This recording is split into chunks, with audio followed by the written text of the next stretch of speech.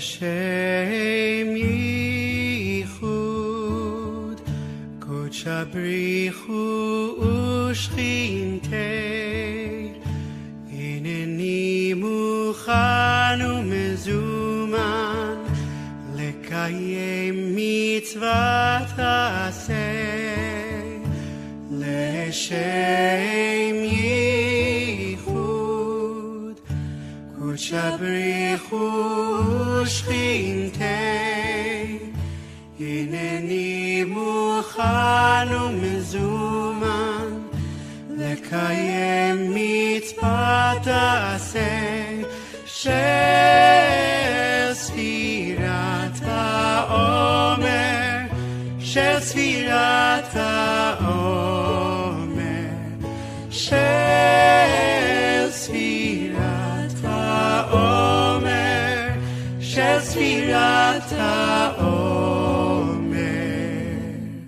שבע שבתות תמימות תהיינה שבע שבתות תמימות תהיינה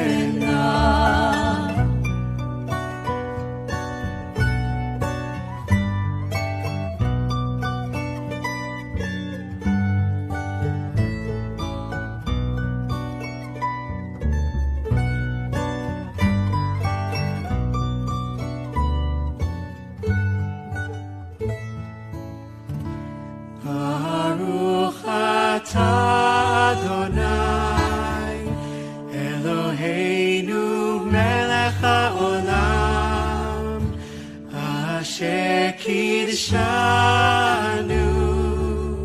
במצוותיו וציוונו על ספירת העומר על ספירת העומר על ספירת העומר על ספירת העומר שבע שבתות תמימות תהיינה שבע שבתות תמימות תהיינה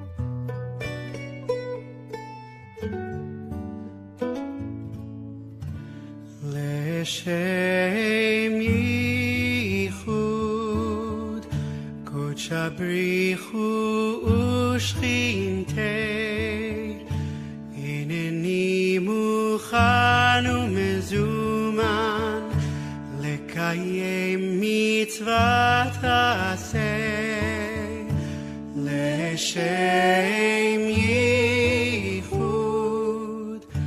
קודש בריחו ושכינתה הנני מוכן ומזומן לקיים מצוות עשה של ספירת העומר של ספירת העומר של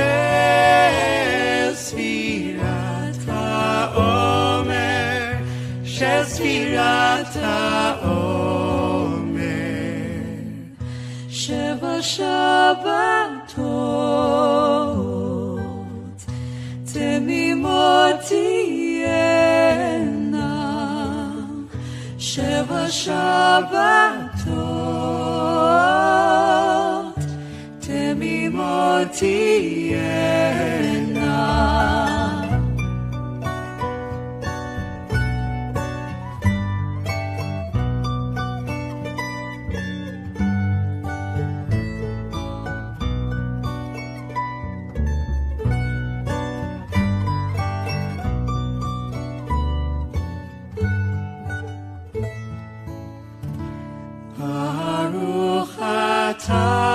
Adonai Eloheinu melech haolam asher kidshanu b'mitzvotav v'tzivanu al sfirat ha'omer, al sfirat ha'omer, al sfirat ha'omer, al sfirat ha'omer. 7 שבתות תמימות תהיינה, 7 שבתות תמימות תהיינה.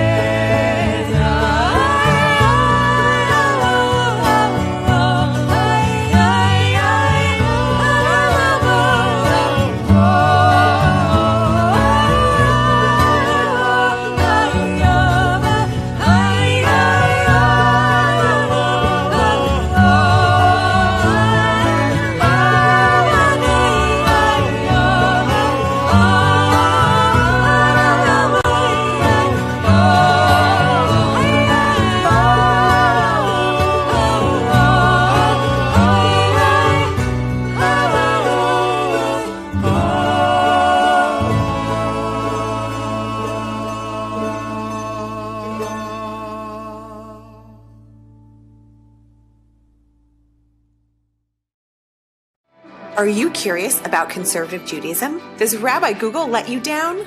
When you are searching the internet about Judaism, do you feel satisfied? Does it reflect a Judaism you are seeking? Well, now there's exploringjudaism.org.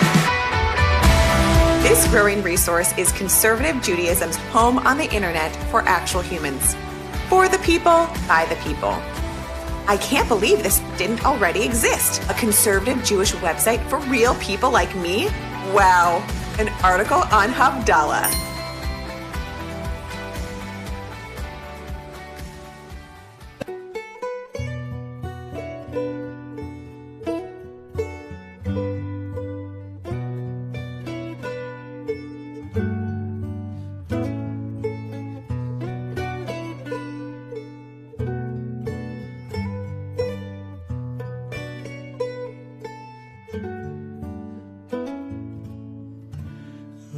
Shem yichud kodsha brichu ushchintei hineni muchan umezuman lekayem mitzvat aseh leshem yichud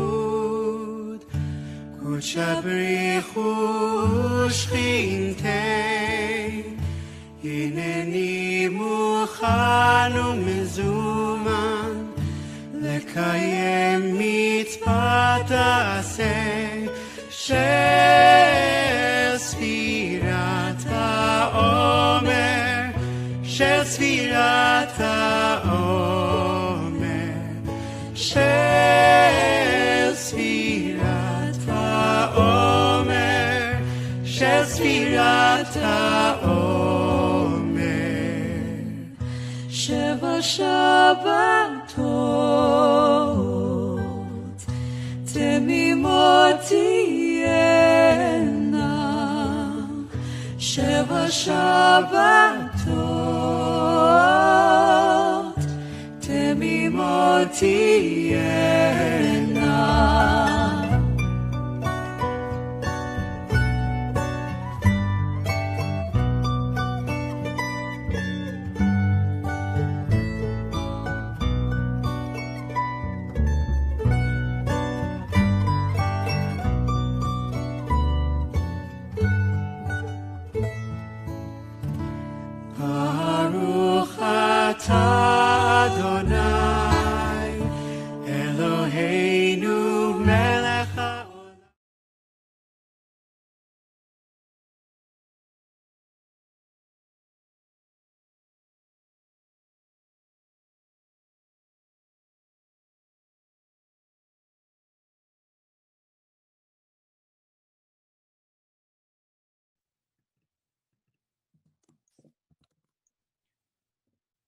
Erev Tov, Shavuot Tov, and of course Chag Sameach, wonderful Shavuot. Blessings to everyone who's joining us this evening, and welcome to the Conservative Movement's third annual Tikkun Leil Shavuot, Torah from Coast to Coast. This year's program is brought to us by exploringjudaism.org, our home for the Torah of conservative Masorti Judaism. I'm Rabbi Jacob Blumenthal, the CEO of the Rabbinical Assembly and U.S. I was ordained by JTS, and I served for 20 years as Rabbi of Shari Torah in Gaithersburg, Maryland, where I'm speaking from this evening. Tonight's program is packed with learning and good conversation. We're so grateful to the more than 40 synagogues and organizations that have sponsored the learning tonight, and we appreciate your partnership. Just a few logistics before we get started. First of all, there are automated captions available on your screen. We apologize if any of the Hebrew that we might use isn't picked up perfectly in the translation, the transliteration and captioning, but you can enable or disable the closed captioning on your own by clicking the CC icon at the bottom of the YouTube video, if that's your practice on the holiday. While we're engaged in great conversation, our chat features are turned off for the holiday. We hope you'll share your reflections with us by joining and sharing and commenting on our articles on exploringjudaism.org, or by engaging in the conversation on our Facebook Live feed, again, if that's your practice. Finally, the source sheet is linked in the description on our YouTube page. Please click there to see the sources some of our presenters will refer to. But no worries, if you just want to listen and to watch, each of our presenters and folks who are in conversation will make sure to refer to the full text as needed, so that we can all be participating together. And without further ado, I want to, just one other thing, which I do want to thank Scott Wasserman, along with Rabbi Alana Garber and other staff at the Rabbinical Assembly and the USCJ, who have been so helpful in preparing our evening. Now to introduce the folks who will be joining me in our first conversation. First of all, Dr. Keren McGinity is the Interfaith Specialist at the United Synagogue of Conservative Judaism, USCJ, and a Research Associate at the Hadassah Brandeis Institute at Brandeis University. And Rabbi Lauren Henderson, who was ordained by JTS in 2016 and serves as Rabbi of Congregation Or Hadash in Sandy Springs, Georgia. We're so thrilled to have both of you with us as well this evening, and I'm looking forward to a wonderful conversation as we talk about the book of Ruth, Commitment, Connection, and Community. We are all Ruth. And we'll start with you, Rabbi Henderson, if you'd like to introduce our topic this evening. Yeah, thank you. Chag Sameach, everyone. So we're diving into the book of Ruth tonight as a framework for being able to talk about connection and community and our communities and inclusion and what that looks like. And just to put us in context first, we read the book of Ruth on Shavuot. It's the Megillah, the scroll that we read on this holiday. Such a different kind of story than the revelation at Mount Sinai, with all of its pyrotechnics and theophany and intensity, and imagining all of Israel surrounding Mount Sinai. This is a very intimate pastoral story. Its setting is on the threshing floor and in the fields, and it takes us into the lives of one particular blended Israelite Moabite family with its titular character, Ruth. So some of the particular connections that bring us closer to Shavuot are that the story takes place at the time of the barley harvest, as does the holiday of Shavuot at the end of the season of the counting of the Omer.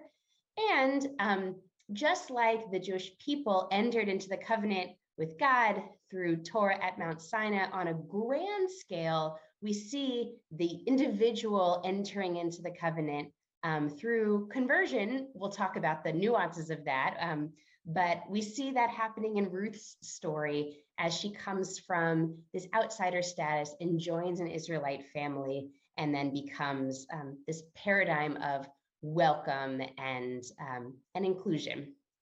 So that's our story. And what we're going to do over the next 40 minutes or so is each of us take a particular verse from the story that highlights our themes of commitment, connection, and community, and expand on that verse, and then just be in conversation and dialogue about what that means for conservative and Masorti Judaism in 2022. So I'm going to hand it back to Jacob to take us into our first verse. Thanks, Lauren. It's so great to be together. This really is, it's such a powerful story. It is in its own way, I believe, as powerful, even in some ways more powerful than the story in the book of Exodus itself, and the giving of the Torah, because it marks this moment, this intimate moment of accepting the covenant by unexpected characters, in biblical terms, by female identified characters. And especially because in the original Exodus story, so much of it is male-centered. As we do a close reading, even though men and women were there are all sorts of places in which it is so dominated by men. Here we see a very different way and see different characters involved in taking on a relationship with the covenant.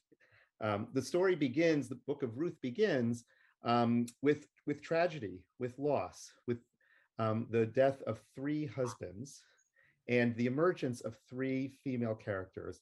Naomi, who has left the land of Israel, gone to the land of Moab in search of food with her husband, and her 2 sons, who marry 2 Moabite women, Naomi and Orpah, Ruth and Orpah.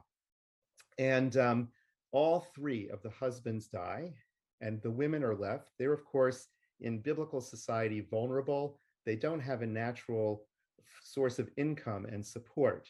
Once you're outside of your ancestral or father's house, women were basically economically left unprotected. And we sense that vulnerability immediately. Naomi decides she's going to return back to the land of Israel, and she tells her daughters-in-law to stay in the land of Moab. One of them, Orpah, decides to do that, but the other, Ruth, in a very beautiful scene, says, no, I'm going to come with you, and we're going to face whatever we need to face together. And even though there's some back and forth, Naomi says, no, you really shouldn't come with me. I have no other family really to offer you, to offer support. Ruth says no, and then she's going to stay with her mother-in-law, and makes a huge, and brings along this first sense of new commitment, not just to Naomi, but also to everything that Naomi stands for. A very famous line from the book, chapter 1, verses 16 and 17, Ruth replied, "Do not urge me to leave you, to turn back and not to follow you, for wherever you go, I will go. Wherever you lodge, I will lodge. Your people shall be my people, and your God, my God. Where you die, I will die, and there I will be buried." It's really a very powerful, moment of taking on many levels of covenant in some ways. And I think we're going to unpack that a little bit this evening. What's beautiful is that Naomi does not take Ruth's choice for granted, and Ruth is in a position to really make a very affirmative choice of relationship and commitment, both to her mother-in-law, but also to her people, to God, to Judaism and Israelite religion. And I think about this a lot because, as has often been said, our commitment today to the Jewish people, to Jewish practice, to Judaism itself, is, I think, much more like the experience that Ruth has than maybe what we see in other forms in the Torah and in the Bible itself, because it is voluntary. We have so many other options in a free society, and our choice is to become committed in whatever ways we choose to Jewish tradition and to act on that sense of covenant and commitment. It's in some ways, I think, a unique moment in Jewish history, certainly for the past, for thousands of years before the Enlightenment.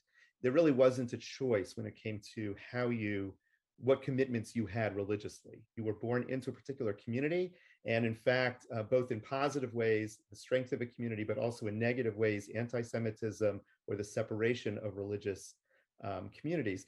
One really didn't have free choice when it came to expressing one's Jewish commitments. So this is, I think, a very modern story in that way. And I'm wondering, how do we see that playing out in our communities today? That sense of commitment that is chosen. Well, I think about the couple that commits to each other, and at the same time, they're not just committing to each other, right? They're committing to each other's families. And so it's much broader than the romantic relationship just between those two individuals who decide to become partners. And the commitment has those ripple effects that we continue to feel through our different familial relationships and connections, and then out into the broader community. So it's bigger than the two of them. And I get the sense that from the verses that Ruth knew that, she wasn't just committing to one individual, she was committing to her mother-in-law. And we know, relationships between parents and children can be fraught, and certainly between parent-in-law, child-in-law can be fraught. But here it's this commitment that what will be, but we will be together. That's beautiful. Yeah, I think I shared with y'all when we were talking a few weeks ago that we had 2 engagements in my family recently. My mother just got engaged and my younger brother just got engaged. And it was a big ritual when each of the new partners were officially added to the family text thread.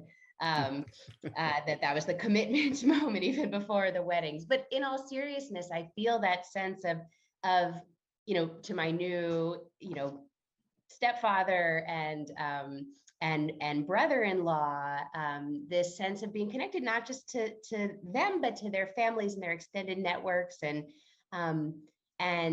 the blending of not just other Jewish traditions, but other non-Jewish traditions and all the different religions and spiritualities that are coming and interacting in my family in different ways for the first time. And I know we'll get into this more, but for Ruth, it really seems like that journey for her happened in stages. When she says, your people shall be my people and your God shall be my God.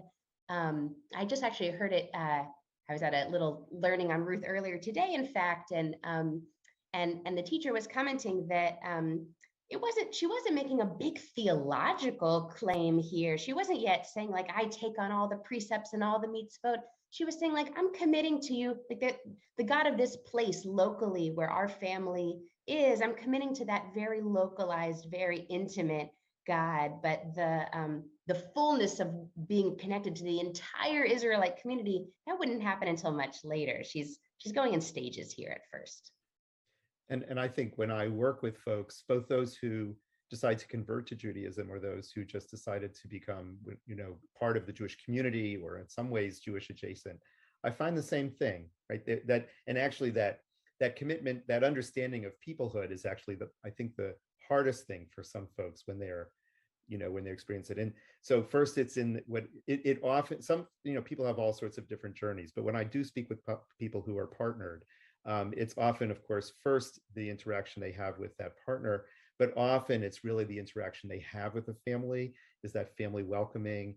Do they invite them in to explore Jewish life, whatever that looks like for the family itself, right? That's a very important envelope. And often that leads to additional study, additional desire to explore, whether it's just exploring it online or exploring it with a local rabbi or a local congregation.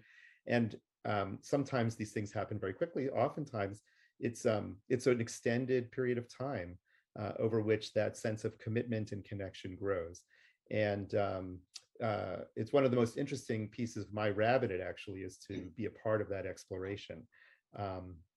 And also to understand that it's not a binary process, right? Where people are, Jewish or not Jewish, or Jewishly committed or not, right? I love what you said, Lauren. This is really, it has multiple layers in terms of the people who are part of that process, and also multiple layers or levels in terms of what that commitment actually looks like.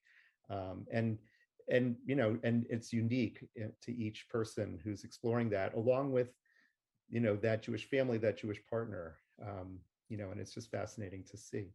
I love the non-binary emphasis that you just made, because I think it's so important to recognize that in many ways we're all doing things in stages, right? Whether we were raised Jewish or otherwise, and if one comes to Judaism at any point in one's life, it's like there are these mini journeys within journeys that we're all as human beings experiencing, and that's across the board. It's really kind of a universal experience. And it might be a good transition then to Lauren, to the verse that you've chosen, and the theme of connection, what that looks like in the story. Yeah, so to bring us back into the story, Ruth chooses to go with Naomi, and they travel back to the land of Israel. And there, the main goal is to try to achieve some financial protections for Ruth and Naomi. Naomi is a citizen here, but Ruth is the consummate outsider. And so she is urged to go out to the field and to glean. And Boaz, we're introduced to the character of Boaz, who says, come and glean here with the other women. You have a place here. I'm not going to let anyone hurt you. And Ruth utters this really, really poignant line where it says she falls to the ground. She prostrates herself with the face to the ground. And she's like just incredulous. And she says, why are you being so nice to me? And then she says, why is it that you're noticing me? Because I'm a foreigner. And there's a little bit of a wordplay here in the Hebrew. Lahakireni va'anochi nochriya. You can even hear the similarity a little bit between lahakireni and nochriya. So lahakir is to notice another person, really to see them and recognize them on a very deep level, to know their identity and their selfhood. And nochriya is one of those words for stranger or other. And so she's feeling this duality in this moment, both of her otherness and the fact that she as a stranger does not belong here, even though she's made this commitment to her family. She feels very outside, and yet she feels seen in this moment. Something about her is seen. And I think this particular tension is one that we navigate in our communities as community leaders, or as just people entering into community for as newcomers. We're always trying to figure out, okay, what about ourselves can we let be known? How much of ourselves can we reveal and still feel like I have a place here? And so I guess I'm wondering, who are we doing a good job at welcoming and really seeing in our communities, and who are we still leaving on the margins to feel their sense of strangeness? What do y'all think? It's a tough one.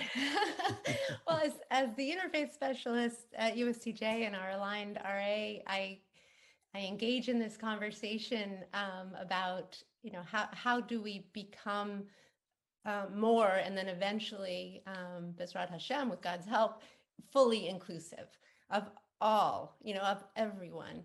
And I think, there are challenges just in our own minds sometimes to actually be able to see everyone and to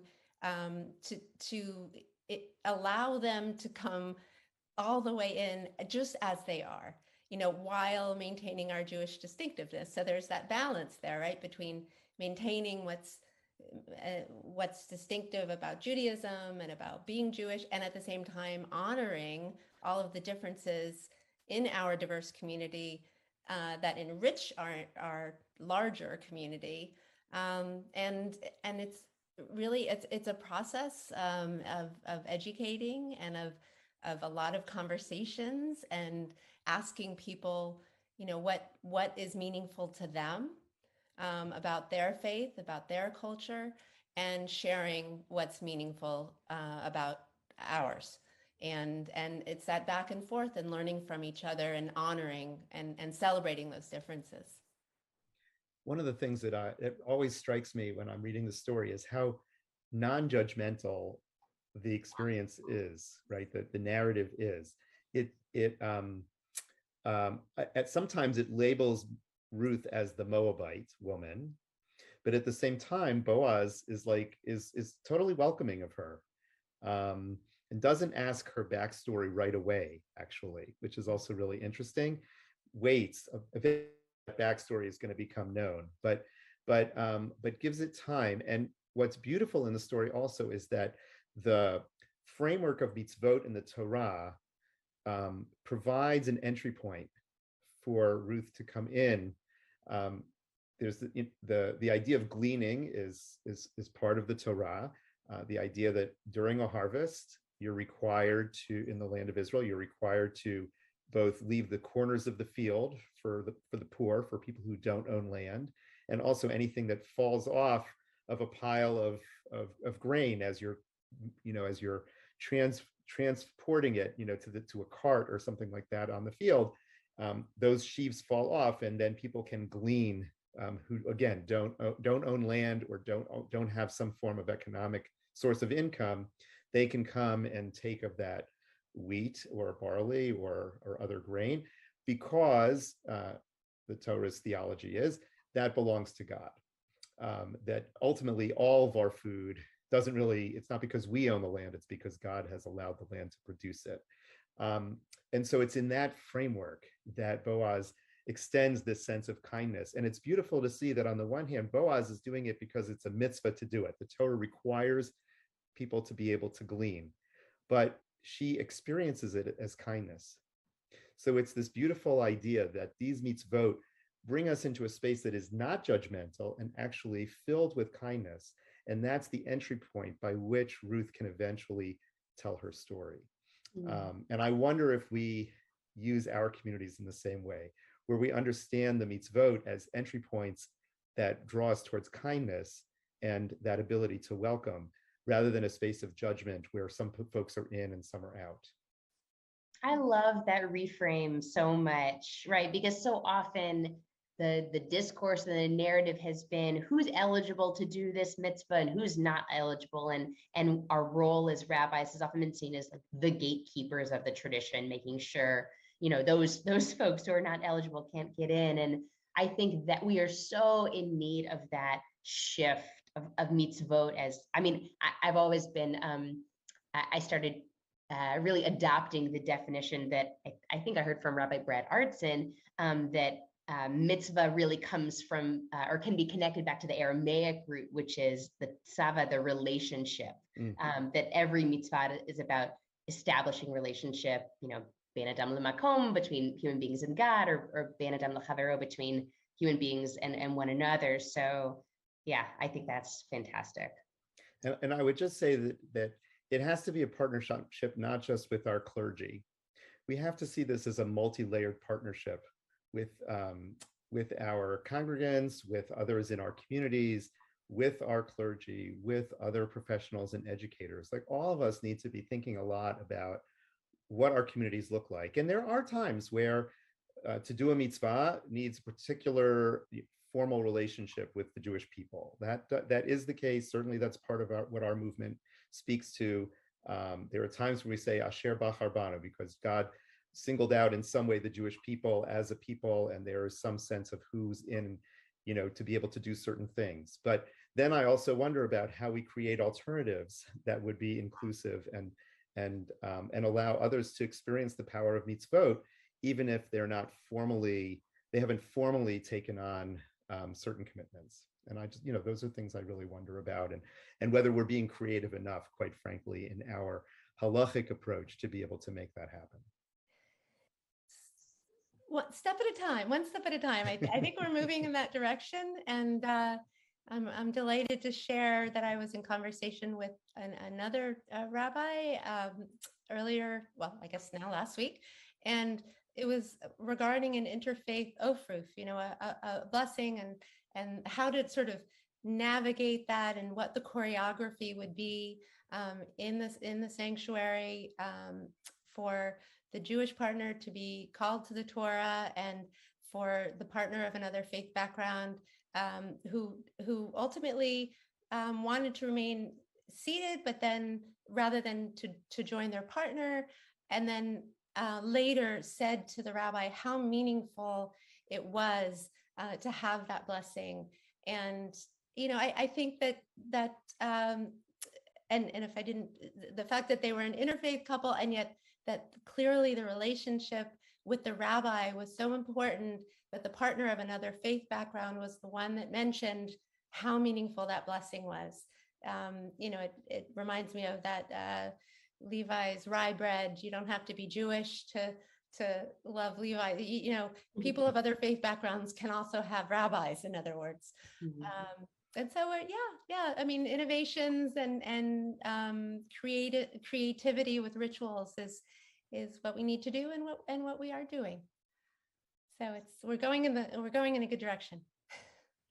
Yeah, and I think Keren, maybe you'll go ahead. I'm sorry, Lauren. I was just going to say real quickly that I think one of the things that we really offer in our movement's approach is this real depth of connection to all of the metaphors and the deep symbolism of our rituals and traditions, and inviting people to understand the richness and the complexity and the multi-layeredness of where those rituals come from and what the symbols signify. And I think that can be that portal for chesed as well. And our colleague, Rabbi Aaron Brusso, I think this is one of his core strengths in his practice, is when he's counseling couples in different kind of moments, really make sure they understand, like, does this metaphor speak to you as a couple? Does this language, this ritual, once we understand it, does it resonate with where you're at theologically, Jewishly? And I think that's something we can bring, whether we're clergy or whether we're educators or lay leaders, is rather than a sense of like watering down or just like everyone's welcome, it's all just window dressing. Like, these rituals mean something, this language means something, and we want to make sure to share that authentically. Mm-hmm. Beautiful. Keren, do you want to take us to commitment? I would love to. Or actually, community. I'm sorry, you're talking about community. It's all good. Community, connection, commitment. Unless you wanted to say something else. No. Okay. So I was looking at chapter 4, verses 13, 14, 15, and actually just reflecting on what you just said a moment ago, Rabbi Lauren, about sort of who aren't we, or who could we do a better job potentially of seeing and including. So this first verse, chapter 4, verse 13, reads, "So Boaz married Ruth, she became his wife, and he cohabitated with her. The Lord let her conceive, and she bore a son." And on the one hand, I see sort of the multi-step process, part of the journey. And then I think, in reflecting on your question, well, not everyone's partnered. Not everyone, is living with someone else. Not everyone either chooses to or can, or the Lord allows to conceive. And not everyone bears a child. So when I think about community more broadly, I really think about how we need to invite single people, couples who may not ultimately marry, although that is a mitzvah, couples who may not either be able to or choose to have and raise children, widows and widowers and divorcees, and, to really sort of expand who we're thinking about beyond the marriage model, beyond the traditional Jewish family model, because we don't all fit that. And so if we really allow ourselves to think more broadly, we'll be much more inclusive and a richer community. And the next verse is one that verse 14 reads, "And the women said to Naomi, 'Blessed be the Lord who has not withheld a redeemer from you today. May his name be perpetuated in Israel.'" And I was thinking about how the women are speaking to Naomi, reassuring her, reassuring the Jewish mother-in-law, right? So here we have the mother of Ruth the Moabite, as she's repeatedly referred to, who has converted or said, "Your people are my people, I'm going to go where you are." And to me, it reads like a modern reassurance to the parents of Jews who fall in love with and partner with people of other faith backgrounds, that their daughters, sons, sibling, like other in-laws of all genders are, can be, and their names can be perpetuated in the community of Israel. So it's like there's a real modern interpretation there. And then the last verse, 15, which I find the most interesting, is the following: "He will renew your life and sustain your old age, for he is born of your daughter-in-law, who loves you and is better to you than 7 sons." So, if we think about our more contemporary Jewish history, which unfortunately, has more often than not maligned women of other faith backgrounds. So all of the Ruths, if you will, not just the Moabites. And, they've been sort of the women that have been accused of kind of luring Jewish men away or otherwise fulfilling some sort of fantasy, which it really is a myth, but it's a myth that was cultivated over time, and that still, unfortunately, is alive today, and that we're slowly but surely, I think, dismantling. And here, if we look at our own Torah, it's saying that your daughter-in-law, right, is not someone who lured your Jewish son away, but is actually more valuable, like loves you more than 7 sons combined, which is really a very powerful thing to say. And in this conversation that we're having, I keep thinking, we're talking about Ruth. We're talking about the character who has been referred to as perhaps the first convert to Judaism. And I think, well, where in our conversation is her voice, right? And so yesterday I happened to be reading an article in Tablet by Courtney Hazlitt, and the title of the article was "Don't Call Me a Convert. The truth is there is no label that fits me except Jew." And I think it's really important that we include her words, and she talks a lot about how she felt like she was strolling through shul with a scarlet C over her head, even once she officially became Jewish. And she talks about the different labels, and then ultimately, and these are her words, she says, she's talking about the mikvah, and she's talking about the truth is there's no label that fits me except Jew. Okay, quote, "As I tried to get to the root of all this, trying to think through Jew by choice, convert," she says, "I was reminded of a real flashpoint during the process of becoming halachically Jewish, that is legally Jewish. And it came at the very end of my mikvah. After my 3 submersions, were complete, and a chorus of Siman Tov U'Mazel Tov was being sung in the background. The mikveh attendant crouched down, looked me in the eye, and said, "Welcome home." Mm. And when you're home, you just are who you are. Sure, your experiences forever lie under the surface, but you aren't being constantly reminded of them. The luxury and reward of feeling a sense of home is you get to just be there without a dwelling on how you got there. At home, like you, I am Jewish, not a convert, just Jewish. I thought it was beautiful. So thank you to Courtney Hazlitt for those words. It's beautiful. You do hear, I at least hear Ruth's voice in that in a really powerful way. So I think it's beautiful to share that. And I wonder how we do that. We have so many sort of ways in which we put labels on people. And it's so complicated today, I think, because we are a diverse community, and but we have this inherited sort of Ashken normative space, we all sort of, this idea that we're all descended of Eastern European Jews who approach synagogue life and approach Jewish life in a certain way.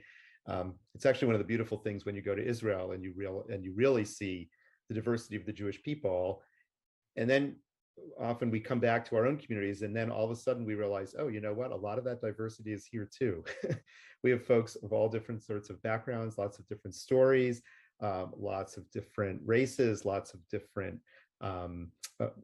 historical Jewish practices, who are actually different gender identities and sexual identities, and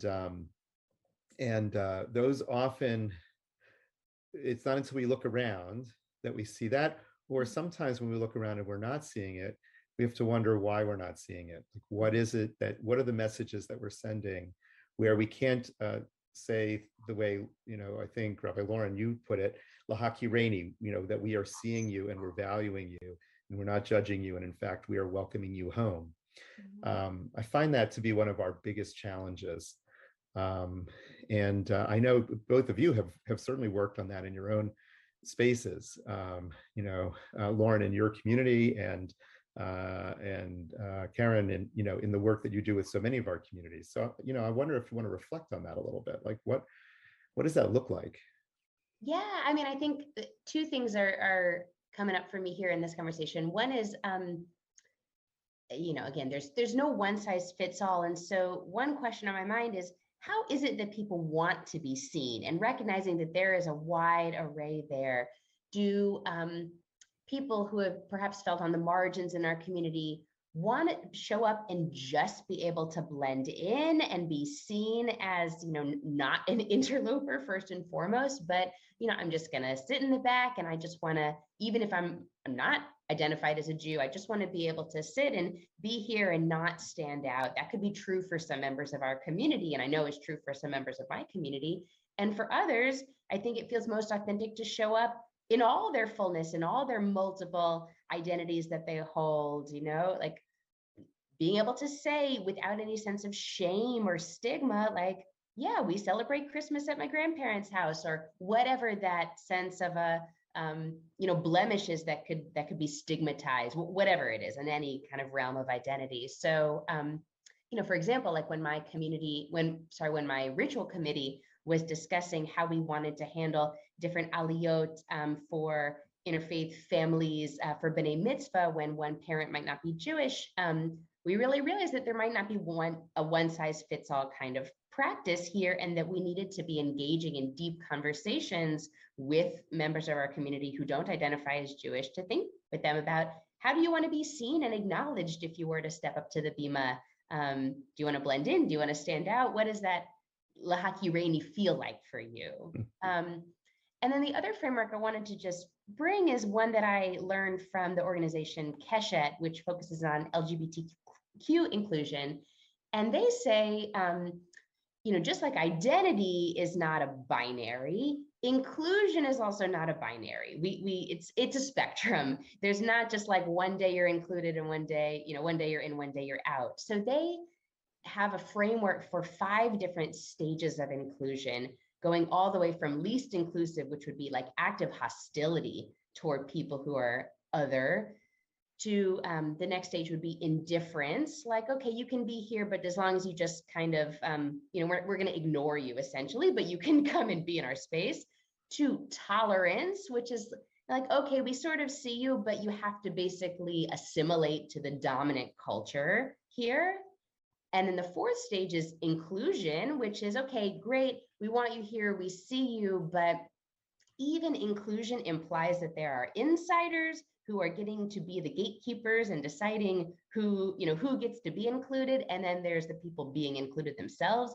So the final, most ideal stage is beyond that, and it's called belonging. And that's really that at-homeness, where LGBTQ folks, or anyone with that other kind of identity, is really in the leadership of the synagogue, making policy level decisions, helping the shape the forces and direction of the community as insiders. And I think that's where our striving has to be ultimately for inclusion in all different realms of identity.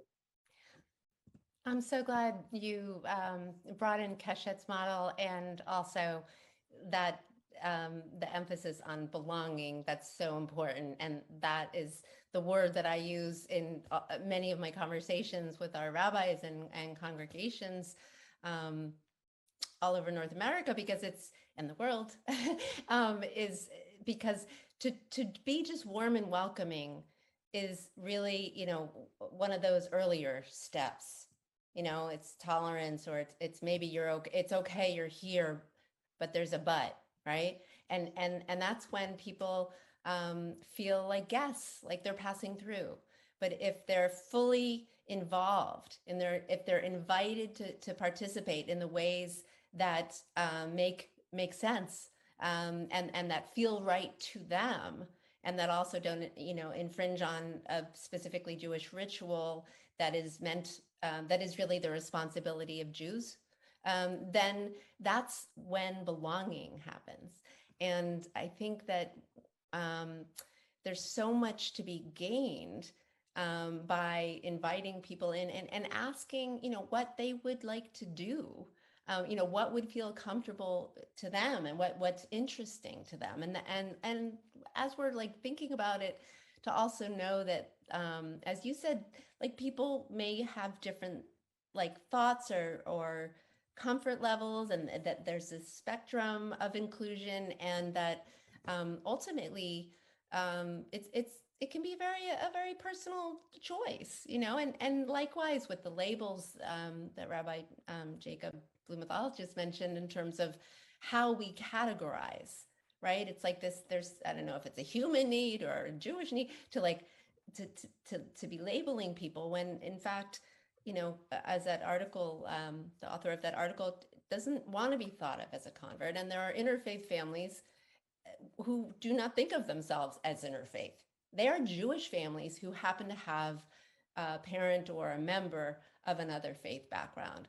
So, in their case, the word interfaith can be not just a misnomer, but it can even feel a little insulting, in some ways. And with regard to Ashkenormativity, I think there's so much still that we need to learn and work that we need to do, so that the Jews of color in our community feel like they are simply Jews, that we're not attaching of color to everyone in the same way that, we don't want to stigmatize children of one Jewish parent, regardless of who the Jewish parent is necessarily, right? That there may be a timely moment when those children become halachically Jewish, or they may continue on their Jewish journeys with strong Jewish identities.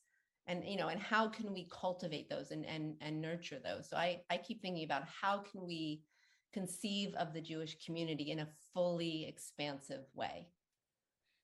And I think one of the things that I'm taking away from our conversation is the idea of being open in conversation, to actually ask people what they want and how they identify and what their thinking is.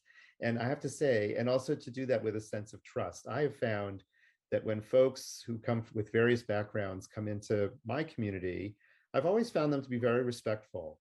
Um, they don't come in necessarily, they come in with their own understanding of who they are.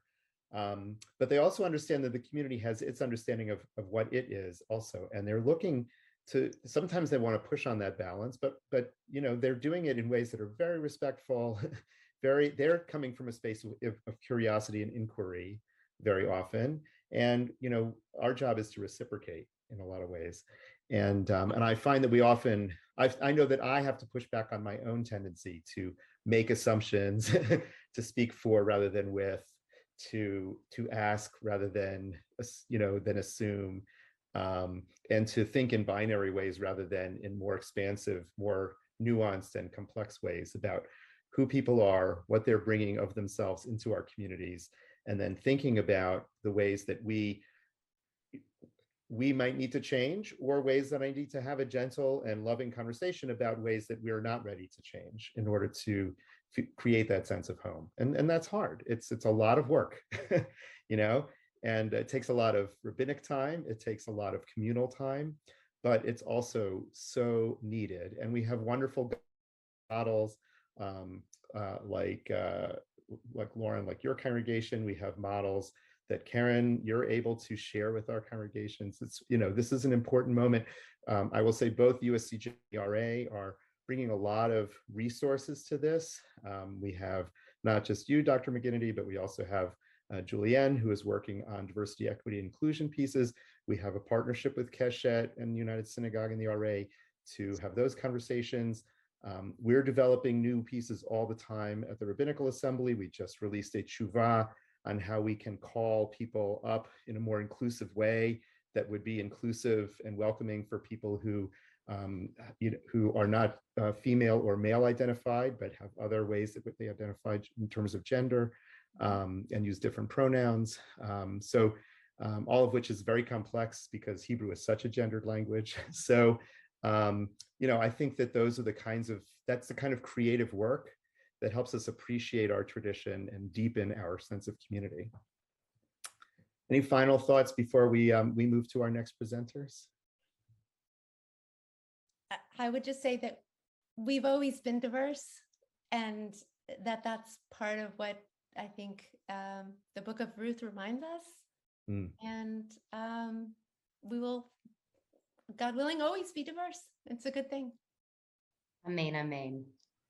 And I'll just remind us at the very end of the book, the rabbis or whoever were the editors made sure to append a few verses at the end to remind us that Ruth becomes the matriarch for King David. And of course, according to our tradition, the Messiah, him, her, themselves, will also be a descendant of King David and therefore of Ruth, the Moabite. So it's just a beautiful reminder that our history as a people hinges on things that are not always expected, and the most expansive form of community may actually lead to the coming of the Mashiach. So I just appreciate both Rabbi Lauren Henderson and Dr. Keren McGinity, your time and wisdom this evening, your gentle and loving conversation around this issue, and looking forward to continuing our work together as we become home for so many people in our movement. And I also just want to turn now to our next set of presenters. Before we do that, just a couple of quick reminders. For those who have just joined us, first of all, welcome, Chag Sameach. We're so thrilled to have you here with us for our Tikkun Leil Shavuot, sponsored by exploringjudaism.org and the Conservative Masorti movement in North America. Some reminders: there are automated captions available. There's a button CC at the bottom of your screen, and you're able to press on that in YouTube and be able to see the captioning. We do apologize that sometimes if we use Hebrew words, they might look a little bit different and sometimes even surprising, but we're not fully in control of that. Second, there is a source sheet link, and if it's your practice on the holiday, you're welcome to click through and bring those sources up, although our presenters will also always read out the text that they're working with. I want to thank again our sponsoring synagogues and organizations. We have over 40 synagogues and organizations that have joined us this evening, and we're so pleased to have them as partners. I'm so grateful. And finally, a huge thank you to our movement's home for Torah online, exploringjudaism.org. You should feel free to check it out. There's lots of great material, both on what we're presenting this evening and also on many other topics as we showcase a conservative Masorti approach to Jewish life. With that, again, a thank you to Dr. McGinity and Rabbi Henderson. And we're turning now to our next presentation, Shavuot and Pentecost, an interfaith exploration. Our two facilitators and conversationalists this evening, presenters, are Reverend Hollie Woodruff, who serves as the pastor at the 7th Street Christian Church down the street from Temple Beth El in Richmond, Virginia. Reverend Hollie, I've just given her a different title. Reverend Hollie graduated from Vanderbilt University Divinity School in 2004 and is ordained in the Christian Church Disciples of Christ. And her neighbor is my colleague, Rabbi Michael Rose Knopf. He's the spiritual leader of Temple Beth El in Richmond, Virginia, and he's a member of the Rabbinical Assembly's Social Justice Commission and an advocate for multi-faith collaboration and human rights. Many thanks both to Rabbi Knopf and to Reverend Woodruff for joining us, and we're looking forward to your presentation next. Thank you so much, Rabbi Blumenthal, and thanks to Reverend Hollie for being here with me. It was so great to listen to that last conversation because it's such a perfect segue into what Reverend Hollie and I are going to be talking about in just a moment. Diversity is such an important theme for us to explore on Shavuot. And I find that in my encounter with other faith traditions, and in particular in my friendship with Reverend Hollie, my own faith, my own connection to Jewish tradition is enriched and deepened through that encounter and through that relationship, through learning with my friends and colleagues of other faiths.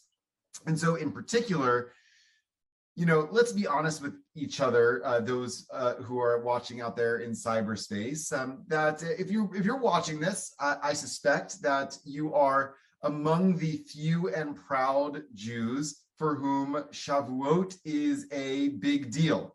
Yeshar Koach, Mazel Tov, that is as it should be, because Shavuot, as you know, is one of the three major pilgrimage festivals in the Torah, in the Bible. It's a significant holiday in Jewish tradition, but in practice, it's kind of what some have termed an orphan holiday. It is a festival that is disconnected, even though it is ritually connected with Passover in the counting of the Omer. It's 7 weeks away. It's kind of disconnected with Passover. It's disconnected with the other pilgrimage festival of Sukkot, which occurs in the fall. It comes at the end, basically the tail end of the school year.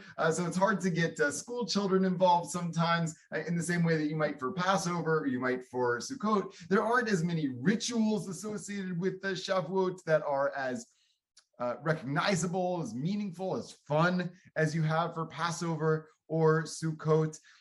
Even holidays like Rosh Hashanah and Yom Kippur have more sort of identifiable symbols and seeming depth of meaning to them than Shavuot does, which belies, of course, the significance of the holiday, being, as our rabbis call it, Zman Matan Toratenu, the time of receiving the Torah. So it has thematic significance for the Jewish people, but experientially, many of us struggle to connect with Shavuot. Its only major traditions being the eating of cheesecake and staying up all night studying Torah. I'm all for studying Torah, but I am an early bird. I like going to bed early, so staying up all night has never really been my bag. And like many Ashkenazi Jews, I find myself a little bit intolerant to lactose. So cheesecake isn't exactly my bag either. So this year I was kind of struggling to connect to Shavuot as sometimes happens. And I happened to have a conversation with my dear friend, Reverend Hollie Woodruff, just from down the street at 7th Street Christian Church in Richmond. And I said, I'm struggling with Shavuot this year. And she's like, oh, Shavuot, is that kind of like Pentecost in Christian tradition? I said, yes, Shavuot and Pentecost, that's the same thing. Pentecost, of course, comes from the word meaning counting to 50, right? Because Pentecost comes is connected to Shavuot, meaning weeks, 7 weeks, totaling 50 days. The 50th day following Passover is when we celebrate Shavuot. So the English term for it is Pentecost. She said, oh, if it's Pentecost, that's my favorite holiday. I love Pentecost so much. And I said, okay, now I'm intrigued, Hollie. I need to know why Pentecost is your favorite holiday. Tell me about Christian Pentecost. So Reverend Hollie introduces me to this extraordinary text from the Christian scriptures, from the book of Acts, that describes an incredible scene that takes place in Jerusalem at Pentecost, at Shavuot, and we really kind of jumped off from there, exploring the meaning and the significance of that text and Pentecost for her as a Christian, which for me really enriched my connection to Shavuot in my own tradition. So I really want to hear, Hollie, if you could unpack a little bit of that text for us. It's in the source sheet, in the link in the chat. If it's your practice to be able to click on it, you can click on it and follow along. And I'm going to turn things over to Hollie, and she can walk us through a little bit of that text. Thank you, Rabbi Mike. I guess this means that you don't want the cheesecake that I bought for you in celebration of Shavuot. From you, I will take the cheesecake. Okay. I'll take the lactate pill and I'll eat your cheesecake. Well, thank you so much for this invitation. We always have fun in our interfaith dialogues, whether it's bringing our congregations together or just you and I over lunch. It's always wonderful. So I do encourage everyone, if you can click on the link, you may want to read Acts. I think in the info sheet, we may have only given you through verse 21. So after this, and if you want to continue to study the scriptures and you're willing to Google Acts 2, I would encourage you to read all the way through verse 1 through 47. But with that, just a little bit of background. Acts is connected. Let me just interject that if you have access to the Jewish annotated New Testament, it's a great resource that also can be able to help you understand that text from a Jewish perspective as well. Thank you. So Acts was likely written somewhere between 70 and 90 CE. So, and it's connected to the Gospel of Luke. So that's also important. So the author of Acts is also the author of Luke, which is important, and I'll talk about later. But for this book of Acts, in this text, it is our main Pentecost text. It describes what happens, because it is Shavuot. This is why all these different pilgrims, Jewish pilgrims from different parts of the area are all together in Jerusalem. And this incredible wind comes along. And while on some level, there's understanding, people can understand each other, they're speaking different languages, and yet they understand one another. There's also an element of not understanding. And so you'll see in the text, they're like, okay, we can understand each other, but what does all of this mean? And so they turn to Peter, and Peter happens to be there. And so he stands up and he connects this text to Jesus. He connects this with the promise of the Jewish Messiah that was in the prophet, and that's why he talks about Joel. And he shares that this is God's Spirit descending upon us. This is just as Jesus had promised was going to happen. And like I said, we often in Christianity stop at verse 21, but I encourage us to continue because he connects it to Jesus's ministry and death and resurrection, and continues on to say, don't be a part of this world and this culture. And what he's referring to is the imperial presence of Rome, and instead repent and turn and essentially live in a loving community as Jesus has prescribed. And so it is why this text is often seen in Christianity as the birth of the church. So tomorrow is like the birthday of the church, so to speak. I do believe it's so much more than just that, but that is how Christians very much see it. So, for Christians, as I said, it is the Spirit that is descending upon God's people at this Pentecost that is infused in the church. It is the Spirit that makes us one. It is the glue that makes us, as we like to use the metaphor, the body of Christ, which we find in 1 Corinthians. It is God's presence. It is Jesus' presence that has been and is very much still with us. So, Rabbi Mike, you asked me, what do I love about this text? And I have a few things. One, I love that people are open, like something extraordinary happens in this place in time. It is mystical, it is magical, people don't understand, and yet they're very much present to it. What else? While there is understanding, there is also questioning. And I love that. I love that tension, that there's nothing to fear and there's a sense of belonging, and this idea of living with the questions of, okay, so what does this mean? I love that this story, and it was actually shared in the last session, celebrates diversity and inclusion, that the Spirit is for all, and it falls upon all men, all women, slaves. It doesn't matter who you are. I think that's absolutely beautiful, especially in this day and age. And the other thing is Pentecost is resistance to a monoculture. What Rome represents is power, material, conforming to the norms. The idea that, you've got to get on board with us. You've got to serve this system. And Pentecost can be seen in Acts as a resistance to that. Instead, what we are gifted with is an opportunity to live in the multi-ethnic reign of God. And, what I think is amazing is we still struggle with this today. How do we live differently? How do we live faithfully? How do we put God's priorities before what society tells us is important? Getting a fancy car, buying a big house, having lots of money, or perhaps most recently, my guns, my freedom. It's a dog-eat-dog world, and I better get mine before someone else takes it.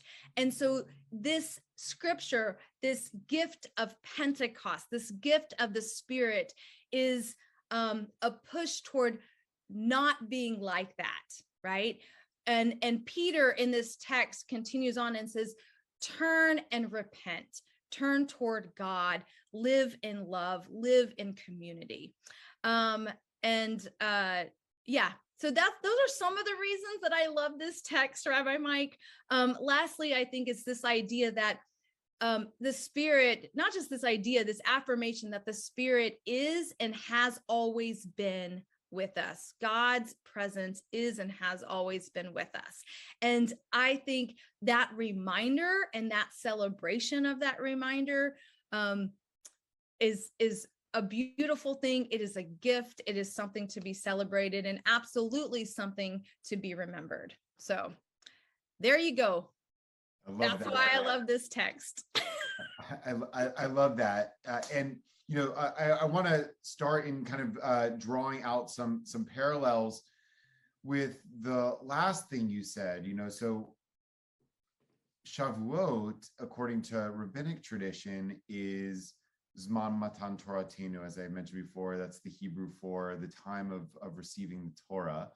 And the experience at Mount Sinai, the content of the revelation at Mount Sinai, although there are debates on exactly what the content of that revelation was, but generally speaking, it's understood that the Ten Commandments formed at least some amount of the core of that revelation. And the Ten Commandments are bookended by two things that are really relevant to what you just offered. The first is Anochi Adonai Elohecha. I the Lord am your God, or I the Infinite am your God. And then a little bit after that, Lo ti'eh lecha Elohim acherim al panai. You should not have other gods before me, right? So that is so countercultural, because there's a cultural inertia, a prevalent sense within our culture that there's so much that's important, right? So much that we should prioritize, and rarely is the priority our service to one another, our responsibility toward one another, our recognition of the divine image present in each and every human being, right? But that's what it means to say, I am the Lord your God, don't have any other gods before me. Nothing is more important than that. And then the last commandment is lo tachmod, do not covet, do not want that which belongs to your neighbor, right? So stop being in the rat race with other people. Stop trying to keep up with the Joneses. That's not your job on earth, right? Your job on earth is bigger than that. You have a bigger calling. So I love that framing of what the meaning of Pentecost is, because it's an opportunity to reconnect with what's most important, what's most significant. That's what it should be in Judaism too, right? We say at the time of receiving the Torah, the notion that Pentecost is about the birth of the church. We don't often think about this in Jewish tradition, but it's, I think, present there too. I think it's a moment of reclaiming it for us, that if Shavuot is the time of receiving the Torah, then it's also in many ways really about the birth of the Jewish people as a people, right? So you might argue that that's Passover, but of course Passover and Shavuot are related to each other, are connected to each other. Shavuot is sort of meaningless without Passover, but Passover is meaningless without Shavuot, and in their totality, they are together really the birth of what it means to be the Jewish people as a Jewish people, right? So I think that that's really significant. I brought in some other texts just to kind of give us some context for the text in Acts. It's hard to know. Scholars assume that the author of Acts is also the author of the Gospel of Luke. It's my understanding that the author of the Gospel of Luke is understood probably not to have been himself Jewish, but very knowledgeable about Jewish traditions. And if he, lived roughly contemporaneous with Paul, then that would place him, sometime in the late 1st century. Am I right about that? And so that means, after the destruction of the Second Temple. So really, in some ways, after the time that this scene in Acts is set, where it's set at the pilgrimage site, probably at the temple in Jerusalem. So it's situated after that, but familiar with it. So first of all, it recognizes the pilgrimage quality of Shavuot. That's why I brought the text from Deuteronomy, because that points to the notion that Shavuot is supposed to be a pilgrimage festival. But I also brought the text from Exodus because I think it seems pretty clear to me that the author of Acts is familiar with the idea that Shavuot celebrates the revelation at Sinai. Now, that's not present itself in the Torah. There's nowhere in the Torah that says this holiday is about the giving of the Torah, in the same way that we know Passover is about the Exodus from Egypt. And we know that Sukkot has something to do with the sojourn in the wilderness. But Shavuot doesn't seem to have anything to do with any of those historical experiences in the Torah. It's only in later Jewish tradition that it becomes associated with Sinai, really because of kind of some creative rabbinic math.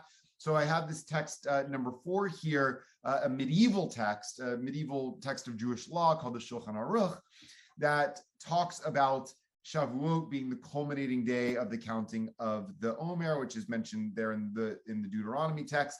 and that it is the holiday of Shavuot, the time of the giving of our Torah. So by the Middle Ages, it was kind of clear to everyone in Jewish community that Shavuot was connected to that, but maybe not as much in the ancient world. But seems like the author of Acts was made that assumption, because if you look at that text and you look at the text that describes the revelation at Sinai, I see so many parallels in that. The storm on the mountain, the collective experience of the divine.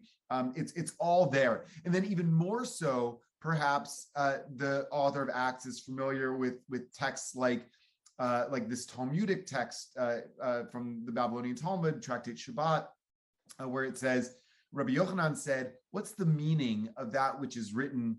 The Lord gives the word. The women that proclaim the tidings are a great host." It's from the book of Psalms. It means that each and every utterance that emerged from the mouth of the Almighty at Sinai divided into 70 languages, a great host. So the rabbinic conception is that there are 70 nations of the world, each with its own distinct language. So 70 languages is totally international, broadly pluralistic and inclusive, right? When God spoke at Sinai, God spoke in every language of the world. And similarly, the school of Rabbi Ishmael taught with regard to a different verse, and like a hammer that shatters rock, just as this hammer breaks a stone into several fragments, so too each and every utterance that emerged from the mouth of the Holy Blessed One divided into 70 languages. So this idea that the revelation at Sinai was directed to the Jewish people, but was also meant for everyone in some way.